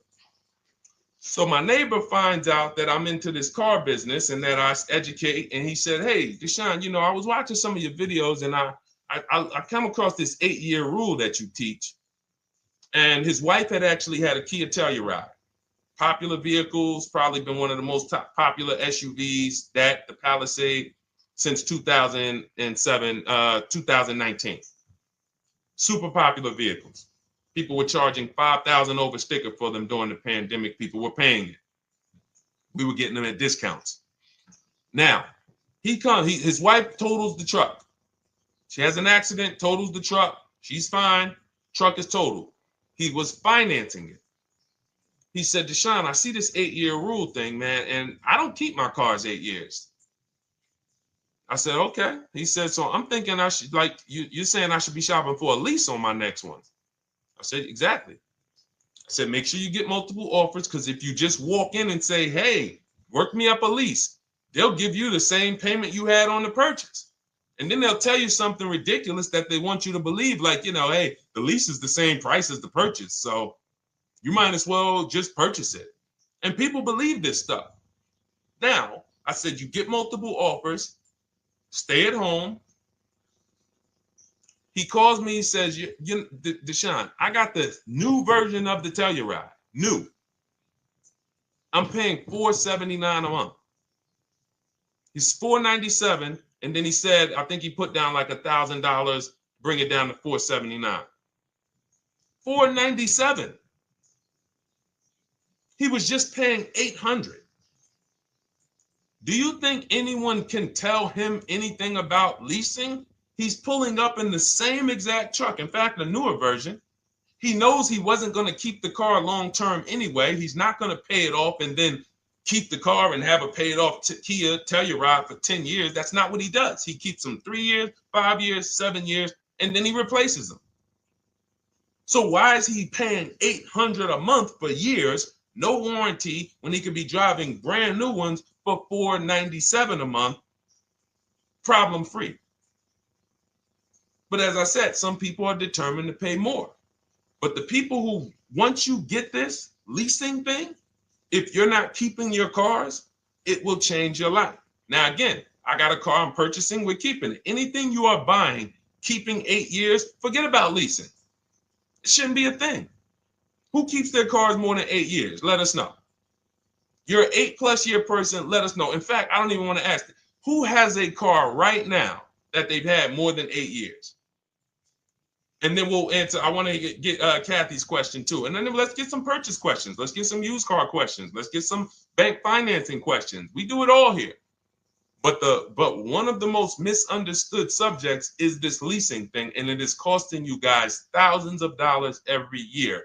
And you're driving old cars with no warranties, paying high payments on them because somebody told you you should be purchasing cars. I'm here to tell you they owe you money. They owe you money. All right? So who has a car right now that they've had more than 8 years? Let us know. How many years have you had it? And by the way, for those of you who just joined, this is our Tuesday, May 6th live. We are live every Monday through Thursday at 12 noon Eastern time. So for those of you who are here catching us live, that's when we're live. We will rebroadcast this and replay this show throughout the rest of the day for those who could not catch it, or if you had to jump off, go back to work. You're like, oh, I got to go back to work. You can catch it on the replay throughout the day. But we are live Monday through Thursday at 12 noon. So welcome to the people who are here. EJ, driving a lot of miles does not matter. Let me break this down for you. So right now, let's go to somebody who else has a lease. Let's look at, because who's heard with leasing you can't drive too many miles? Who's heard that, right? Type me if you've heard that. Let's go. Type me if you heard that. Come on, where's the locked in people at? I see Kathy, I see EJ, I see DJ Ant Nice, I see XP. All right, I see Mr. Slim. Welcome to the community. I see Rhonda. All right, where are the locked in people? Instagram, where we at? Locked in. All right, dang, I see you. Jamel. All right, perfect. So, Sherry, I see you. Sherry Baker on TikTok.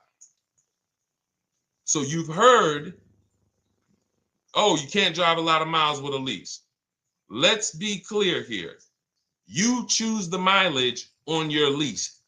It's not selected for you. In fact, the only time it is selected for you is if you don't realize you choose it. That's the only time they're going to choose your mileage for you. If you go in and you do something like, hey, work me up a lease deal, they're probably going to work you up a 10,000 mile a year lease deal. And they're probably going to say, hey, you need $3,000 down, and this is going to be your payment. And next thing you know, it's a high lease, and it's just terrible. Happens all the time. We tell people how to quote us. First payment due at signing, taxes and fees in the payment. So now let's look at a lease, and let me show you what it would look like. So this is Val Boss Lady. She's in our Shop with Deshone program. Everything that you guys know that we're talking about here, if you're like, hey, I really, really want to go deeper, I want the step-by-step, the blueprint, that's my digital book, Cars from Home, 7 Steps to Saving Time, Money, and Avoiding Dealerships. Normally $97. You get a welcome offer. It's 30 minutes because I want to see you win, and you get 75% off for 30 minutes. If you go to my TikTok bio, Instagram bio, YouTube comments, Facebook comments, click those links, and then click that one that says $24 welcome offer. 30 minutes only, reward for taking action. You have everything we teach, the low market leases, the low market purchases, used cars, bank bidding war, making banks and credit unions bid, all of that, $24. You can, somebody emailed me yesterday, said, I'm $15,000 up with what I've learned from you already. And so if you can get it for $24, you can save tons of money for the rest of your life on a $24 investment. In this case, Val's in our, she's more of a wants to do it with me type. Videos, checklist, she doesn't want to read. That's our Shop with Deshone, do it with me program. I coach people. And so she gets a deal on this particular car. Same information, by the way. Not better information here than the book. It's just different learning styles. So she gets a $51,000 electric vehicle, 2025, beautiful vehicle. She's paying 1.16. So her payment on this car, on this $51,000 car, let's continue to make sure we understand the price of these cars. $51,000 car, her payment is $591. No money down. Now, some of you might say, wow, if I got $591, I'd probably put like $3,000 down, bring it down to $499. You could do that. That's how we can do that because she already got an incredible deal. Then we're just determining how we want to structure our payment. And thank you for everybody sending me gifts. I appreciate you. Thank you for all the badges. I don't take it for granted. And thank you for everyone who's hit the like button. Those of you who are double tapping the screen. Every time you hit something on TikTok, you like it, you double tap the screen, you keep running those likes up. We appreciate you. It does matter. It helps spread the word. So let's say Val wanted, she's a high mileage driver like EJ. Let's say, EJ, how many miles per year do you drive? 20,000, 25,000? Let us know. I'm gonna show you why. In my book, I have 2 strategies for high mileage drivers. I'll tell it to you guys right now. How many miles a year do you drive, EJ? 25,000, 20,000? Those are both high. Let us know. Or if anybody, else, because, anybody else who's a high mileage driver, let us know. How many miles? 26. All right. Thank you, EJ. So let's just round that to 25 for now. Let's just round that to 25. So let's say instead of her $591 payment for a $51,000 car, now you could shop for a $30,000 car and you can have a 1% payment. If it was, a similar deal, you'd be paying $300 a month. In her case, she has a $51,000 car. She probably wanted a nice SUV that looks beautiful, that some other people are paying $1,000 a month for. She's paying $591. But if she wanted to bump it up to 15,000 miles a year, she'd be paying another $30 more per month. She'd be paying $620. Now, if she wanted to bump it up to 20,000 miles per year, she'd be paying probably another $80-90 per month. So she'd probably be paying $700 to drive 20,000 miles per year. Now, let me tell you guys, because some of you guys who are like, yo, man, those payments are high. We're talking about $50,000 cars here. So if you were shopping for a $30,000 car or $35,000 car, naturally, if we took the same exact numbers, let's take a $35,000 car, 1.16 lease. That's a 406 payment, probably $399. So now, in order to go, and let's say you're a high mileage driver, just like EJ, you want to add another 15,000 miles to your lease. You're probably going from 400 to 550 or 575. But you have all the mileage you need. And here's the beautiful thing about that. If I'm paying $175 more per month, but I get all the mileage I want, and when I drop this thing off, I get a new one, I don't have to worry about negative equity, and I put no money down. That is way better than what most people are doing out here, what everyone's doing. Because I'm gonna tell you what most high mileage drivers do who don't put money down. They will go in, buy a car, take a super long loan, 6 years, 7 years, just so they could afford the payment. Now, here's what happens. They drive the car, they put 25,000 miles a year on it. They come back in 3 years or 4 years, and they say, wow, I got 100,000 miles on this thing already. Let me go and swap out the car. What situation are they in at that point, guys? You put 100, you got a 6-year loan, average loan. You drove 25,000 miles per year. You put 100,000 miles on the car in 4 years. You come back, you still have 2 years of payments left. 15 grand negative equity. I used to see it all the time. Thank you, I am rich. Locked in on Instagram. I see you. Locked in.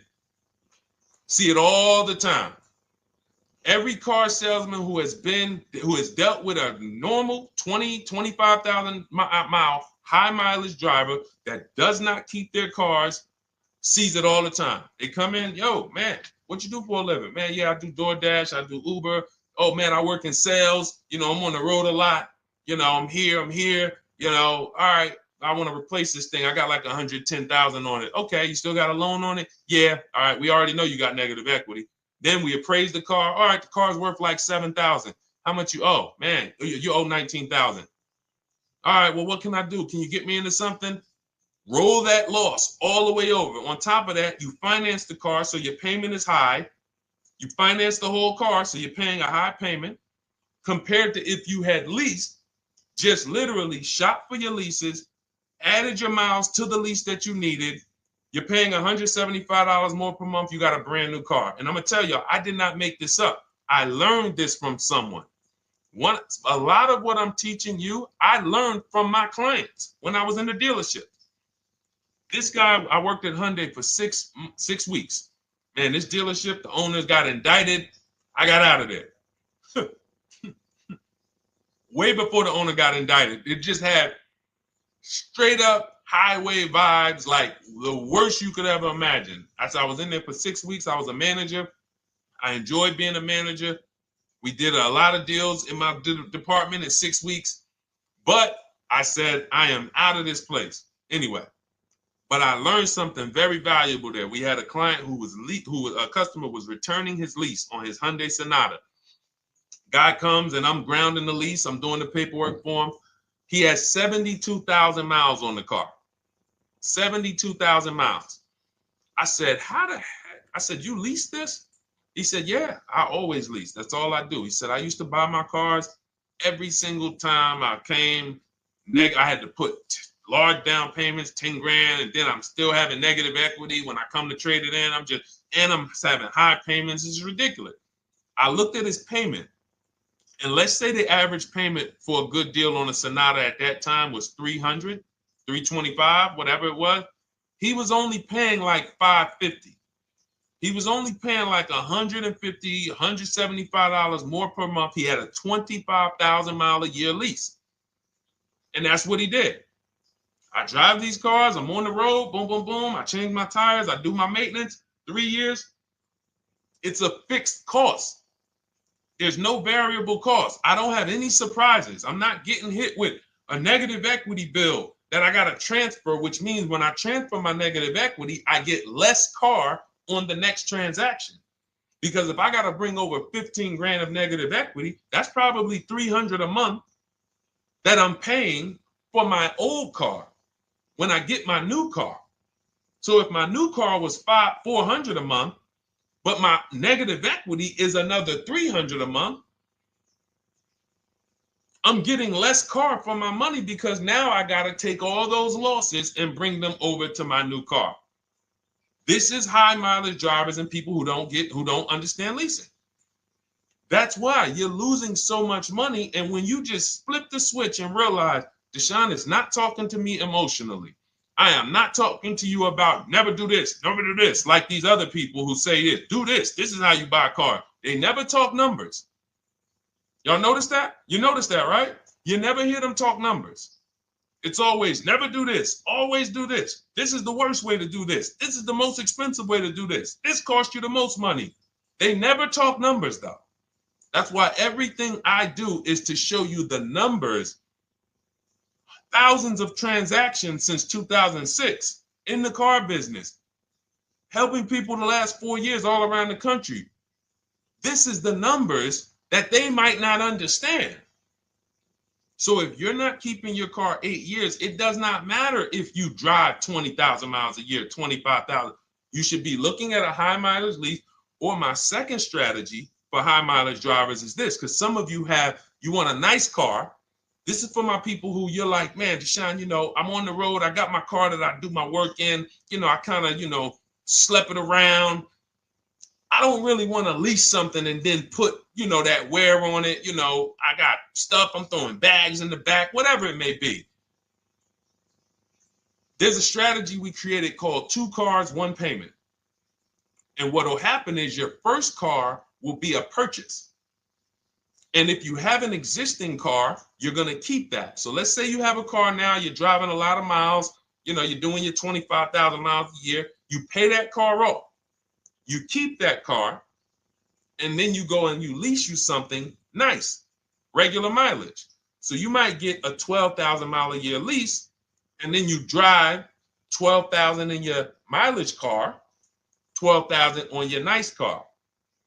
Because some people are like, I want a car that I could, when I need to go somewhere nice, this is what I want to drive. When I'm with my family, this is what I want to drive. But when I go to work 5 days a week, I'm going to drive my mileage car, 3 or 4 of those days, and then I'll take the lease maybe 1 of those days, and I'm splitting the mileage.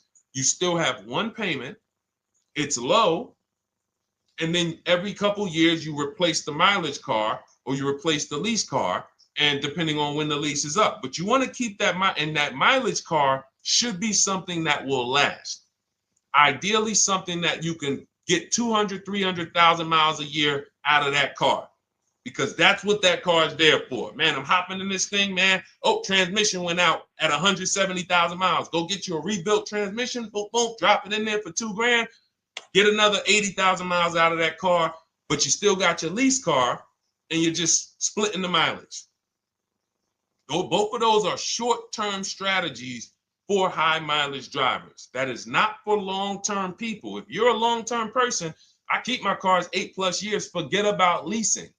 You should just be finding the best deal, below market purchase, keep the car, something you can keep for 8+ years. You can put 30,000 miles a year on a car 8 years in a row. If you get the right car, and in 8 years, you got 240,000 miles, and then you replace it. Forget about leasing. This is only for you guys not keeping your cars 8 years. You're getting killed on depreciation. You're paying tons of money. This is you are the people who should be leasing. Okay? So everything we're talking about this is the Cars from Home system. We teach this. I'm not freestyling this. This is in my book, digital book, Cars from Home, 7 Steps to Saving Time, Money, and Avoiding Dealerships. We have two strategies for high mileage short-term drivers, 1 strategy for high mileage long-term drivers. And so if you want your copy, you can get it for 75% off. That's our welcome offer to you. As a 30 minutes. Welcome. Thanks for being here. I want to reward you. If you want everything we teach in a step-by-step way, go grab your digital copy. It's in my TikTok bio. It's in my Instagram bio. Click those links. We also got a link in the YouTube comments and the Facebook comments. Grab your copy and make sure as soon as you purchase, screenshot the thank you page. You're going to see thank you for your purchase. screenshot this page because it has my support team's email on there. And then there's a link for you to open the book right there. You can save it right to your computer or right to your phone. Okay, but and we also have a special for those of you who are like Deshone. What about that, video checklist and coaching program? That's lifetime access to my video checklist. You're like, maybe Deshone, I don't really read. I like step-by-step videos. And also, I want to be in your Facebook group. We have 1,600 people before you that are in that group. 2,300 people that are shopping with us that have a lifetime access to our video checklist. We have a $200 special for that welcome offer. And so I'm always about rewarding people for taking action with a special offer. It's limited time though. And so get in where you fit in. All right, let's keep it going. Thank you, Corey. Said amazing knowledge. Thank you. And I'm glad I saw somebody said that's a great idea with the 2 cars. Thank you. It's a great idea. All right. You've convinced me to lease my next vehicle. Awesome. Awesome. Does your service shop for lease terms on the car? Absolutely. If you qualify for done for you, that means you just want to relax. That means we only shop for new cars and leases for people, new purchases and leases. And you have to have a FICO score over 670. But yes, here is a market report that we prepared for a client. Let me put on Do Not Disturb. Here's a market report we prepared for a client.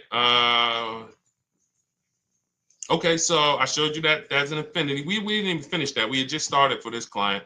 But this is, do I have one here? No. Do I have a lease market report here? Yeah, right here. So that's an example of what a Kia, this is a particular Kia lease where their best offer was a 1.27 offer. Now, here's how you know you found the bottom of the market. And again, whether you're using the book or whether you're calling around, again, you can call around to do this. The key is not going into dealerships. You cannot do this going in. Once you get your offers, you know you found the bottom when your best offer is between $150 to $200 less per month than your worst offer. And if you're purchasing, you should see a spread of between $3,000 and $5,000 minimum between your best offer and your worst offer. That's when you know you've shopped correctly. Because until you find the 80% dealers, you have not shopped correctly. If you're like Deshone, these prices still seem close. You have not found, you're talking to the 80%. You haven't found the 20% yet. Because the 20% is going to be that $3,000 to $5,000 less than the 80%. That is just the numbers. That's the way it works.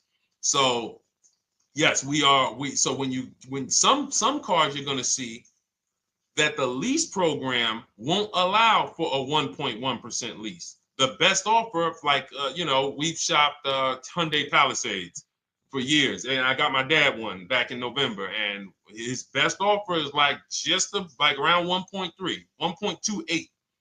That's the best I've ever seen on a Palisade. I've never seen a 1.1 on a Palisade. I've had people in our Charles. Some of you know I posted pictures of him when he got his Palisade last year. We clear out the old pictures because we got a bunch of new people with 2025. So we're not going to sit here and talk about 2024s anymore. We got Ken, we got Melissa, we got Sheree, we got a bunch of new people, just Ralph. We're not going to, but I do remember posting Charles who got his Palisade and he's like, he shopped, used the system, got his multiple offers. Best deal was 1.3. So that's where it comes in at because of the lease program. That dealer is already taken off to win the bid, probably taking off $5-6 grand. But if they don't have more rebates and more incentives and a better, then it's not going to lead to a 1% lease. So the 1% leases come from major incentives. Maybe sometimes they have too many of the vehicles. They want to move them. Lots of bank support. But what I tell you is you should be looking for between 1.25 and 1.5. That's how you should budget for a lease, between 1.25 and 1.5. That's a great deal. And if it has a really aggressive lease program, once you get your bids, you're going to see it fall under the 1.25. You see it fall into 1.1, 1.2. but we don't know what the lease program will be until after we shop for that vehicle. Okay? So yes, absolutely. It's an empowering way to shop. It's also fun because you can see, man, I'm not begging anymore. Like these people are like, please do business with me. Please do business with me. And then you start to feel bad for everybody who's still in those dealerships doing it the old way because they're talking to the 80%. There's no way they can win. They don't even know there is an 80% to realize that's who they're talking to. So when the dealer says, all right, I'll take off $4,000, they're like, wow, I won. Man, the dealer took off $4,000. But if they saw the whole market, they would understand that that dealer actually is overpriced by $7,000, $10,000. So taking off the $4,000 means nothing. It's just sad. It's a sad thing. And that's why I spend my time trying to convert you guys from negotiating one-to-one to getting multiple offers so that you can see for yourself. All right. Thank you, Julie, name Richardson. Thank you for sharing. XP got the number 2 gifted badge. Forgive me because I don't really know what that means, but I just know that's what it's saying. So I appreciate it. Thank you, Corey22. Sherry Baker, thank you so much. Number 1 gifted badge. All right, let's go to some more questions. We got some more questions. Dolan, I'm sure you got a lot of them. And what I'm going to do for the rest of the broadcast is just try to do rapid fire questions and answers. Okay. And if you guys want me to go deeper on any particular subject, then just feel free to say, hey, could you go deeper on that? How do you get a car loan with bad credit? Well, we have a resource. It's not our company. We have nothing to do with them. But we always try to stay up to speed on who's financing people with bad credit, because the goal is you don't want a dealer controlling your financing. Somebody just came up to me. He's a neighbor. He's like, aren't you in the car business? I said, well, yes and no. He's like, well, listen, I got a connected Acura. Anybody you send me, they get anybody approved, I'll give you $1,000. I said, okay, cool. Thanks for the information. For them to give me $1,000 just for sending the customer, and he's also a middleman, he's not a salesman, how much money are they making on the customers? If they're going to give me $1,000 just for sending someone with bad credit to them, how much are they making on the deal? Arms Reach, congratulations. Just got my book. You use it when, please send me your email testimonial. Well, as you use it, just as you do your equity assess, everything, email me. Congratulations. How much are they making? We can imagine, right? If they're giving me $1,000 just for bringing them the customer. So this is what happens when you let the dealership control the loan. Because why do we separate? All right, I'm gonna break something down I call the 3 pillars of great car deals. Three pillars. You can't get a great car deal without maximizing each pillar. And some of y'all that have been with us for 3 years, y'all already know the 3 pillars. First, who you buy your car from. Second, who you get your loan from. Third, who you sell your old car to. That's 3 separate transactions. The car business has trained you guys to give them all 3. All 3. The car business has trained you guys to give them 3 transactions. Anytime you purchase the car, who's done this? Be honest. Purchased the car from a dealership, sold them your old car, in which case you call it a trade, and they got you your loan. Who's done this? 3 transactions in one. Why do we know these are 3 transactions? One, there's competition. People want to buy your car. It's okay, Corey. That's that. Thank you for being honest. That's how we change. The reason why we know that these are 3 transactions because there's people who want to compete in every one of them. There are people who want to buy your car. That's why step 2 in our book, we never trade. We get offers from CarMax, Driveway, Carvana, AutoNation, Car Gurus, Kelly's Blue Book Instant Cash Offer. It's a bid. We just had someone sell their lease. Miss Hickman, she sold her lease, made $4,700 selling her lease. CarMax won the bid. Drove the car for 3 years, had equity.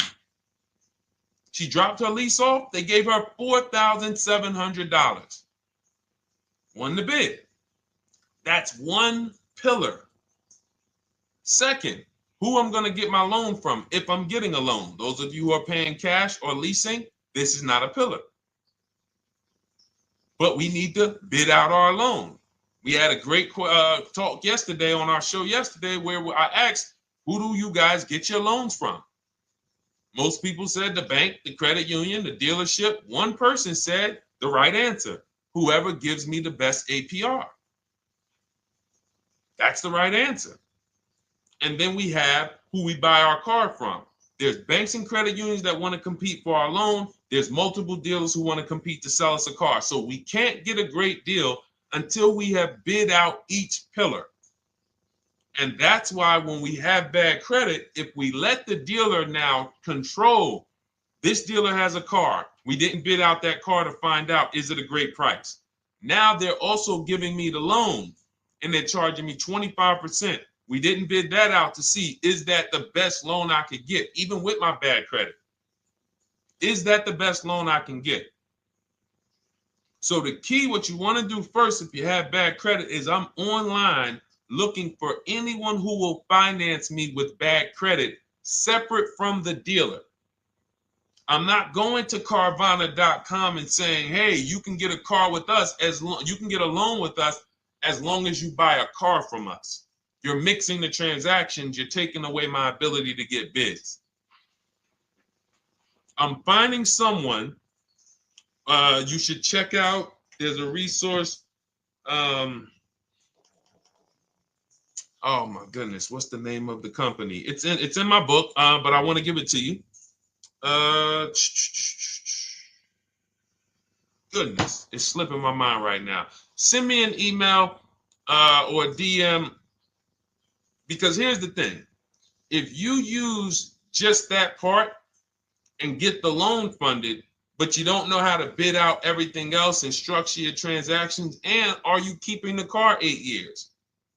Because if you're not keeping the car 8 years and you're like, Deshone, I hear you talking about leasing. I'm not keeping my car 8 years, but my credit's not good. The only purpose, if you telling me that I could be driving brand new cars for cents on the dollar, but I don't qualify right now, this car that I'm going to get is to set me up. So I'm not going to get a $30,000 car. I'm going to get me a $12,000 car, $10,000 car, the cheapest car I can get a loan on, so I can establish a payment history. And once I establish a 2-year payment history, yeah, I'm going to drive a car less than what I could drive. I got the money. I could afford more than this. But you're not setting yourself up for the right transaction. You should be setting yourself up and saying, all right, I'm going to sacrifice with this car, drive something that I know this is not my ideal car, but I'm going to build 2 years of payment history. So when I go and I swap into my lease in 2 years, I'm out with a brand new car. I'm paying cents on the dollar, and I won. But it was a plan. It was a long-term plan.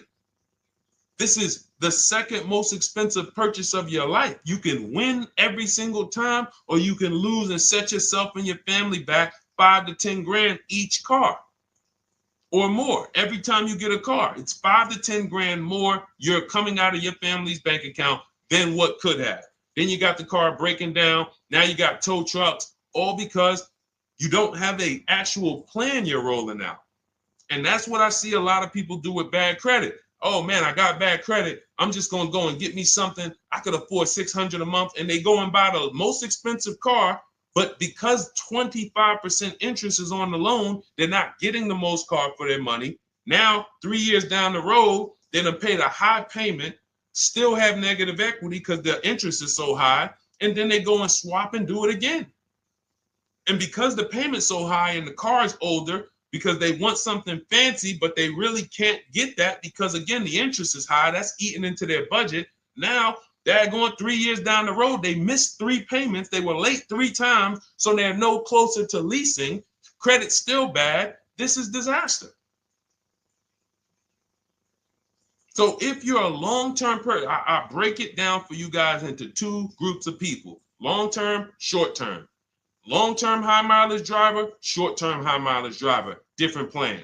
Long-term bad credit person, short-term bad credit person, different plan. If I'm a long-term person with bad credit, here's what I'm doing: finding the absolute best car I could find, getting bids, either new cars or used cars. We got the strategies for both. You can use the marketplaces, cars.com, Car Auto Trader. We got a whole strategy for how we find used cars, but you find that car, you pay your loan of 20%, 19%, 18%, if that's the best you can get. Because here's what you're going to do. In 2 years, you're not swapping into a lease. In 2 years, you've established a payment history, you fixed your credit, and now what are we going to do? You got a quality car. You're not thinking about trading it. You're not thinking about replacing it. You're like, man, this is my car. It's a great car. I'm just paying daggone 20% interest. What do I do now after 2 years? Now that my credit is good because I got a quality car, dependable car, I'm focused on fixing my credit over 2 years. What am I going to do after 2 years? Anybody?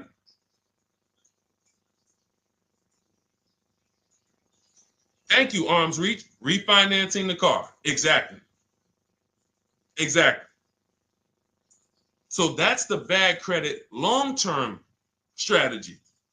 Great car, dependable car, car's not going to break. This car is going to last me 10 years.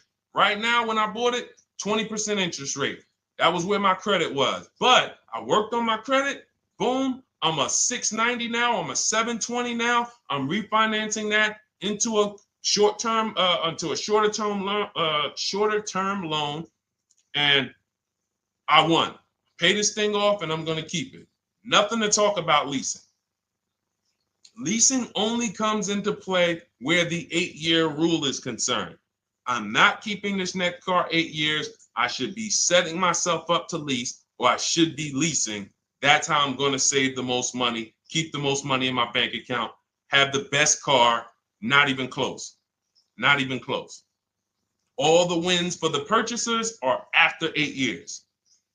People who are like, man, Deshone, I got a car, man. I had this thing 12 years, man. It's been paid off for 6 years. I ain't had a payment. I love it. Long-term purchaser. You won.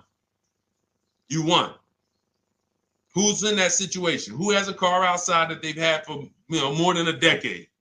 Paid off. You can give it to your son. You can give it to your daughter. It's an extra car. That's purchasing. That's the wins. That's what we call the reward stage of purchasing. But you got to get there. All right. All right, let's go. A lot more questions. We got probably another 20 minutes we'll stay on, so let's keep it moving. But again, Lend Buzz, that's the company. Lend, Lendbuzz.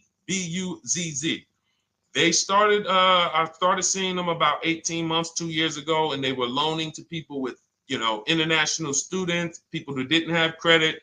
You want to try to find a place that will fund you independent of the dealership. That is what your goal is at all times. Independent of the dealership. Here, you qualify based on your income and your credit. You qualify for $18,000. Go find a car now. That is what you want. You don't want people mixing the bank loan with the car and two pillars that they are controlling. We're controlling the price of this car. We're controlling your interest rate. We don't want that. Yep, exactly, Cindy. For those who just joined, this is our Tuesday, May 6th live. We do these lives Monday through Thursday at 12 noon, so you can tell your friends, family. We wanted to now come up with a constant and consistent time where I can meet with you guys. If you don't have, if you can't stay the whole broadcast, we will replay these throughout the day because sometimes people got to jet back to work. They're watching us on the lunch break. You can catch up on the whole rest of the show throughout the day, all the way up until tomorrow, and then over the weekend, we'll play a whole compilation of all the shows for people who really want to dig in and hear all the questions that we answered throughout the week on, Monday through Thursday. But if you want to join us live, set your calendar, set an alarm, meet us on any channel. We're on TikTok, Instagram, Facebook, and YouTube on the Deshone the Auto Advisor channels, 12 noon, Monday through Thursday. All right. Let's go. Next question, Dolan. All right. What are your thoughts on purchasing used versus new? It's a great question, Kathy. For me, it's a matter of budget and values. It's only a matter of values if you can afford both. So if you can get everything you want in a new car for your budget, everything you want, everything that you need, and you can afford it in a new car, you have the option to choose both. So it becomes a matter of values. In my book, I teach, are you a person who's like, I want to reward myself. I only get a new car every decade. I'm going to keep this thing 10 years. I want the latest and greatest. Therefore, I'm going to shop and get the best offer, get me a below market purchase. Because y'all notice I always put in a caveat of a below market purchase, below market lease. That's all we're talking about here with Cars from Home. That's all we're talking about. You need to, every purchase you make or lease you get, you want it to be a below market lease or purchase. So now, if I could afford both, is it I'm going to reward myself with a new vehicle, or do I have these other values where I actually want to knock 20 to 30 to 40% off the price to get even more for my money? So that's really up to you if you can afford both. There's no right or wrong there. It's a matter of, like I said, the values. Now, some of you once you look at your budget, I have a tool in my book and in our video checklist, the coaching program called the Perfect Budget Calculator. We invented this. So it's not on Google. You'll hear a lot of the stuff, almost nothing we teach. You're like, if you ever go to look for it, the 8-year rule. No one talks about it. We created it. This is our intellectual property that we created to teach you guys to create these boundaries, the rule of 72 and the 10th birthday, 1.5% rule for overpaying for leases. These are all things that are absolutely proprietary to Cars from Home. But one of them is this Perfect Budget Calculator. Sometimes when we're factoring budgets with most calculators, they don't include fees that we know dealers have. And I'm talking about legitimate fees, tax, documentation fee, motor vehicles. So we're putting our budgets together, but we always get caught out there. Who's had that happen? You got it all figured out. You get to the dealership, you bought the car, and they're like, well, what are you going to do with the fees? Because you got $3,000 in taxes and fees. And you're like, whoa, where'd that come from? Sometimes they're lying and sometimes it's legit. But none of these calculators factor in the fees and everything like that. So we created this Perfect Budget Calculator that does. But here's the thing. Once you find out what your budget is, even if you're budgeting with a normal calculator, just add a couple thousand to account for the taxes and the fees. But you might see, I can't get everything I want in a new car for this budget. Everything I need, I can't get for this $24,000, in which case I need to go and look for a pre-owned one. So that's why I said, in reference to your question, Kathy, what are my thoughts on purchasing used versus new? It's a matter of values and budget. Budget first, because budget will determine if you can afford both and get what you want.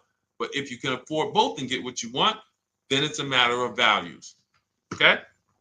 So again, everything we're going over is in my new digital book. It's called Cars from Home, 7 Steps to Saving Time, Money, and Avoiding Dealerships. It's 5-star rated. Thank you to everybody who has taken the time to rate it and review it on Goodreads.com. It means a lot. And we can't continue to get this information out without you guys. So we appreciate you. And you can get your copy instead of $97, you can get your copy for $24 as part of our welcome offer. So that's 75% off. If you go to my link in my TikTok bio, Instagram bio, the YouTube comments, and the Facebook comments, we have a link there for you guys. And you can grab it. It's a digital book, so you don't even have to wait. It'll be in your inbox by the time you jump off the stream. But make sure when you get it, you screenshot that thank you page, because it has my support team's email. Sometimes you may be rushing, you're trying to get back to the stream and you type your email in wrong. Also, as soon as you purchase, the link to open the book is right there. So it'll say open the book below. You can save it to your computer. but I would rather you get it for $24 than $97. Although we've sold a lot at $97 because people feel it's worth every dime. You're going to save thousands and thousands of dollars for the rest of your life using what's in the book. Your first transaction, you probably save $4,000 to $6,000 to $8,000 depending on the car.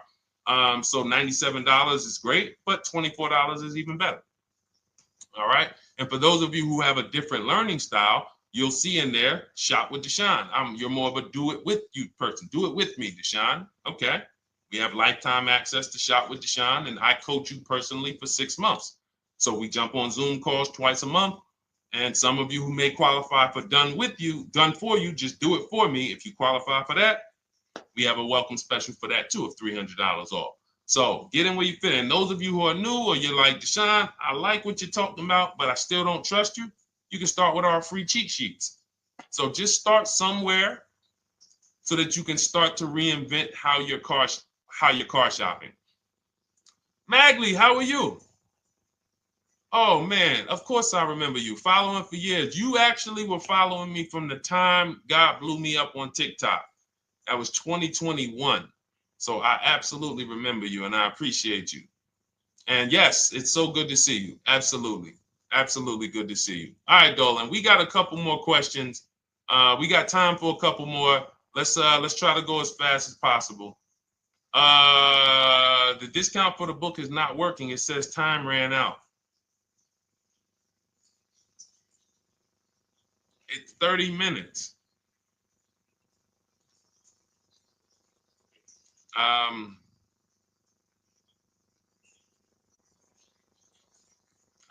don't know. I don't know. Y'all help me out. I don't know what to do with that. I'm sorry. If the welcome offer for $24 was not really 30 minutes, then that means I'm just lying to you. You know what I mean? I'm just like, oh yeah, it's 30 minutes, but come back in 2 hours and it'll still be, you know what I mean? It's, start with the cheat sheets. You know what I'm saying? Like start with the cheat sheets. Get yourself your free cheat sheets, and start there. And when you feel better about working with us in some capacity, you go to the next step. Start with the free cheat sheets. All right, let's go, Dolan. So I'm a new driver. Should I be looking to be an 8-year person or a lease person? Well, I'll tell you this. I got 3 young adults.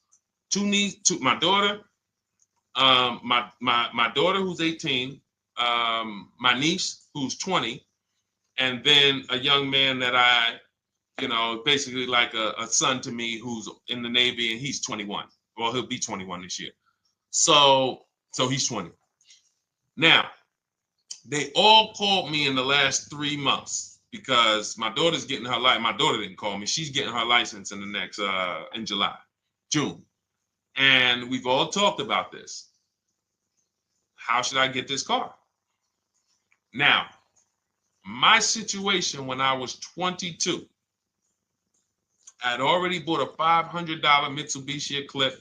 Transmission went out on me probably after 6 months. And then I bought a buy here, pay here car. This is before I got into the car business. I got into the car business, I was 22, working for Pontiac GMC Buick. So I get this buy here, pay here car. It was a quality Chevrolet Cavalier.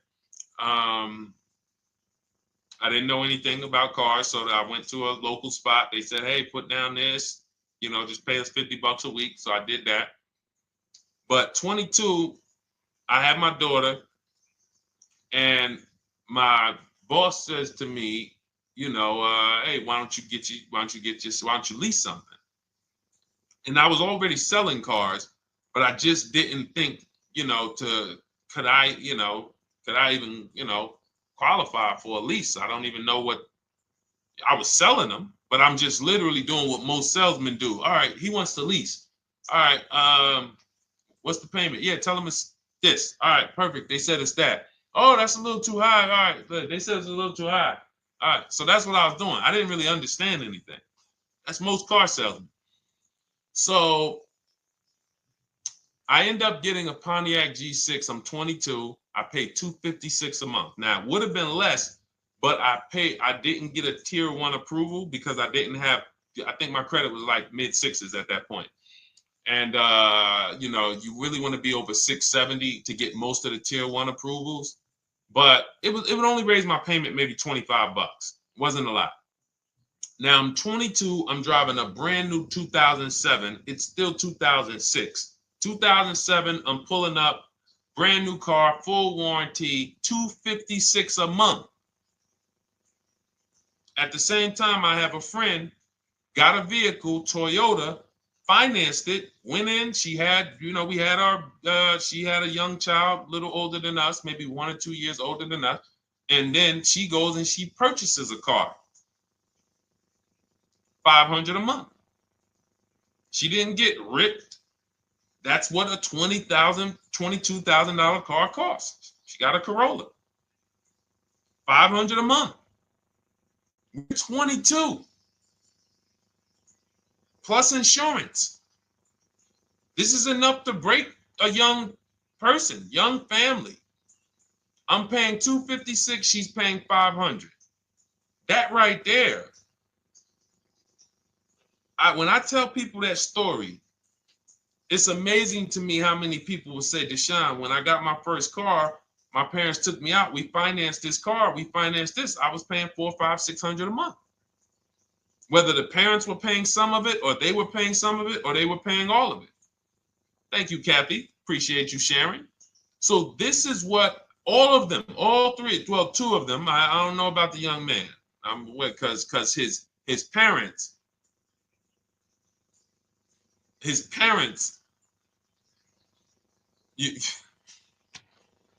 I'm not going to override your parents. And if your parents tell you that they think you should buy a used car or buy a good, then okay.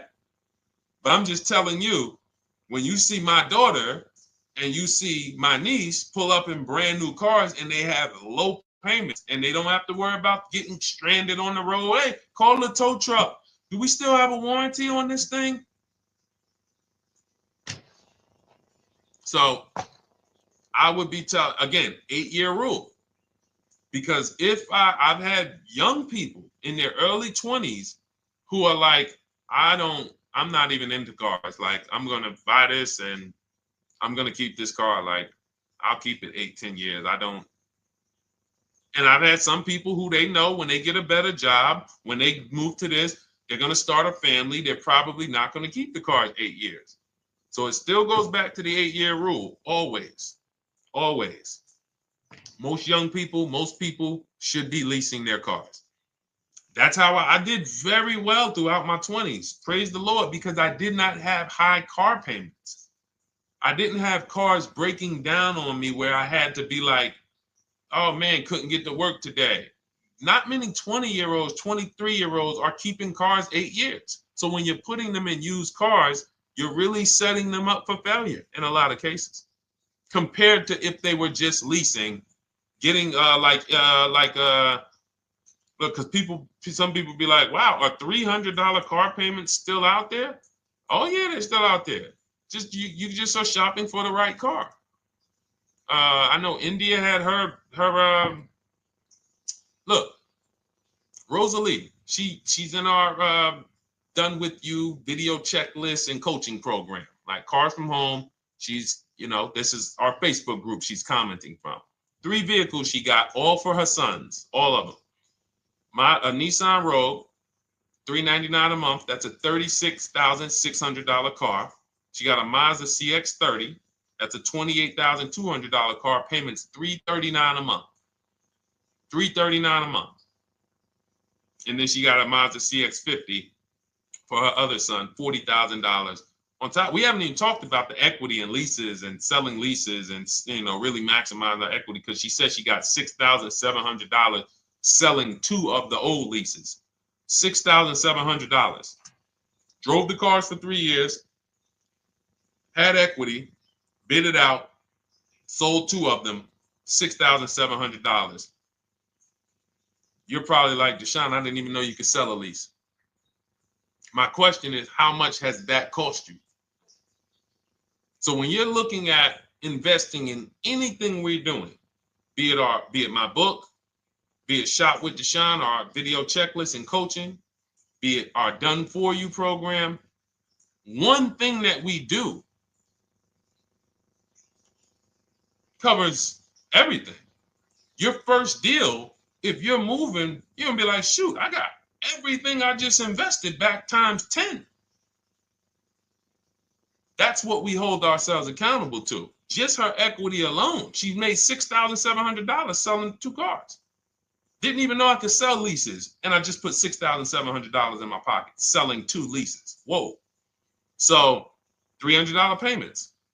Those would be perfect cars for young people. $339, that's with no money down. Imagine if she wanted to put another $2,500 down, bring the payment down to, $275.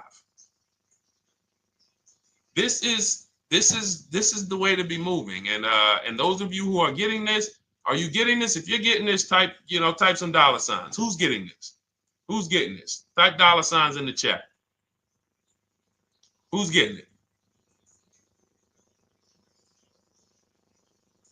Let's go. Who's locked in? All right. I see you, Mario. I see you, Dane. I see you, Terry Carter. I see you. Who's getting this? Who else is getting it? Who else is locked in?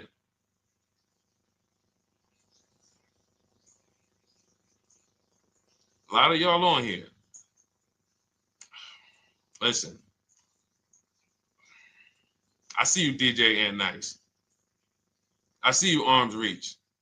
And I can tell the people that's locked in because they be like, all right, Deshone, you said you're here for 90 minutes. I know we got about 3 minutes left. I mean, I'm hanging for this whole thing. I don't want to miss anything. Shout out to the people that are locked in. All right. Go ahead, Dolan.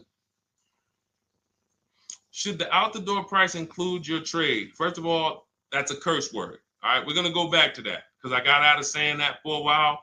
We do not trade cars. So you probably just popped in maybe about 30 minutes ago on the stream. We were talking about the 3 pillars of great car deals: who you buy your car from, who you sell your car to, who you get your loan from. You in order to get a great deal, a below market deal, you must get a great deal from each one, which means you bid out each one. I bid out, got multiple offers for who I was going to buy my car from. I got multiple offers for who I was going to get my loan from.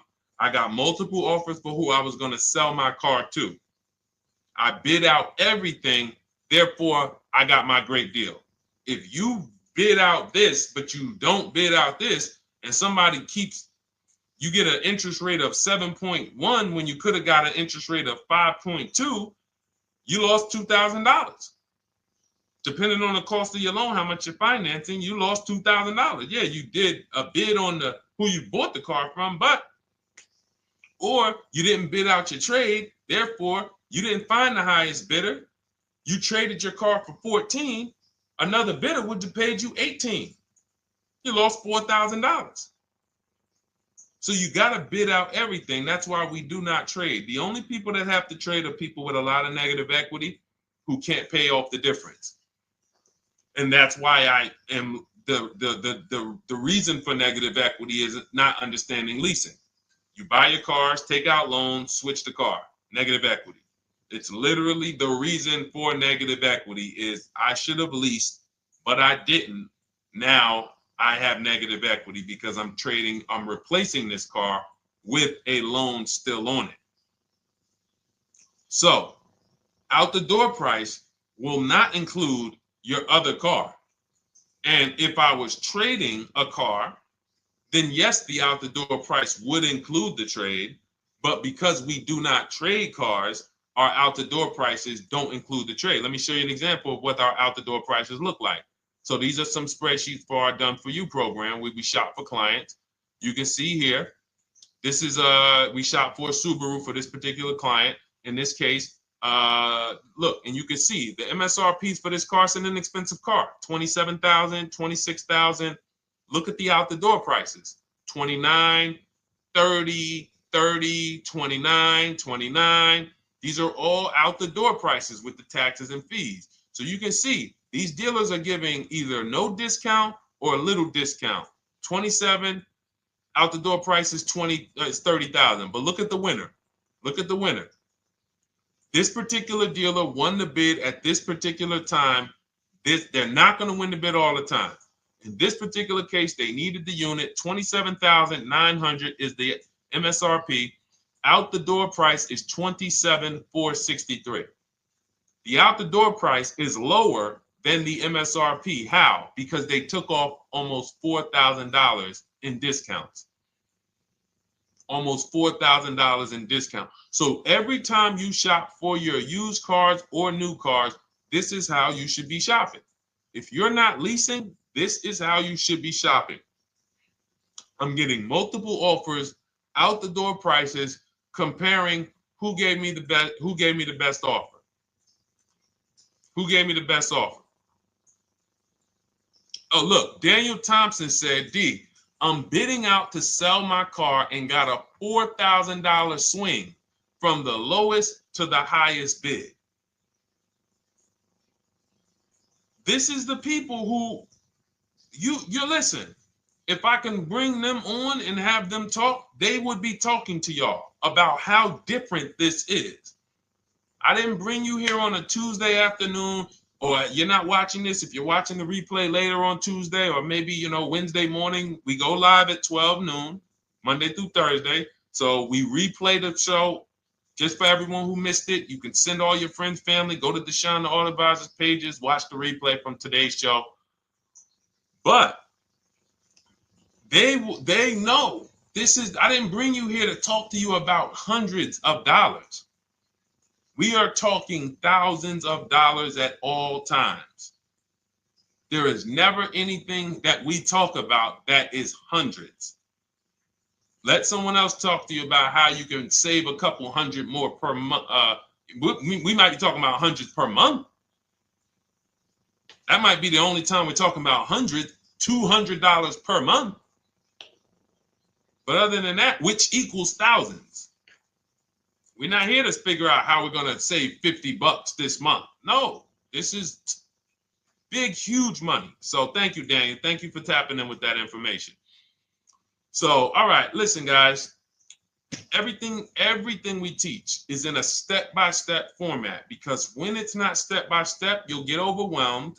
When it's step-by-step, you can challenge yourself to stay right on this step, check it off, move to the next step. Check it off, move to the next step. Step 7 in our Cars from Home process is delivery. Step 6 is paperwork. Step 1 is the most important question, which is the 8-year rule. It's literally called the most important question. 8-year rule. How many years are you keeping the next car? Step 2 is the equity assessment. That's why you heard Wendell in his book testimonial. He said, I just completed the equity assessment and we got 30% more than the book value. Bidding it out. He said, I'm about to move to the next step. So everything we teach is step. Step 3 is deal structure, where we budget and we see, all right, how much car can we afford? What does a good deal look like? Step 4, we go shopping, which is choosing what we want. Shopping, looking, doing. We're not buying it. We're shopping the market. We're test driving. We are literally choosing what we want. Shopping, enjoying shopping. Step 5 is multiple offers. That's when we're in talking to dealers online, getting offers, getting bids. Step 6 is paperwork and protection to make sure that the offer we got is legit. We tied it up. Paperwork is right. We go over extended warranties, tire and wheel, maintenance plans. Do we need them? Key protection. Do we need any of this stuff? And step 7 is delivery. It is a step-by-step path. That is how people win. They're not coming into some college to learn how to be a car salesman or to learn everything I know. No, it's a path. So if you want the blueprint in book form, that's my digital book, Cars from Home, 7 Steps of Saving Time, Money, and Avoiding Dealerships. Normally $97, part of our 30-minute welcome offer. You can get yours for $24 in my TikTok bio, Instagram bio, the YouTube comments, and the Facebook comments. Click those links and then click the special $24 welcome offer. It's good for 30 minutes. And you'll save 75%. If for those of you who are like, Deshone, what about that video checklist? That is our Shop Done With You program. Cars from Home, done with you. You get lifetime access to everything we teach, all our below market videos, and it's short videos. I want you guys getting cars in 90 minutes. 90 minutes. Not shopping. The shopping might take you longer. Deciding what you want, you might be doing that for 2 months. But once you decide what you want, I want you to be able to get below market deals in 90 minutes. That's how I do it. We're not hours and hours to get these car deals. Some of these deals we make in literally 45 minutes over a 3-day period. So that is how we do it. And you'll have access to our coaching program. We do Zoom calls twice a month, first and third Wednesday. And you have a Facebook group with 1,600 people in it that have come before you in the last 3 years. And then for those of you who qualify for shop with done for me, just do it for me, Deshone. New cars, new cars and leases only. Credit score has to be over 670 FICO. Book a call with our team. Let's see if we can help you.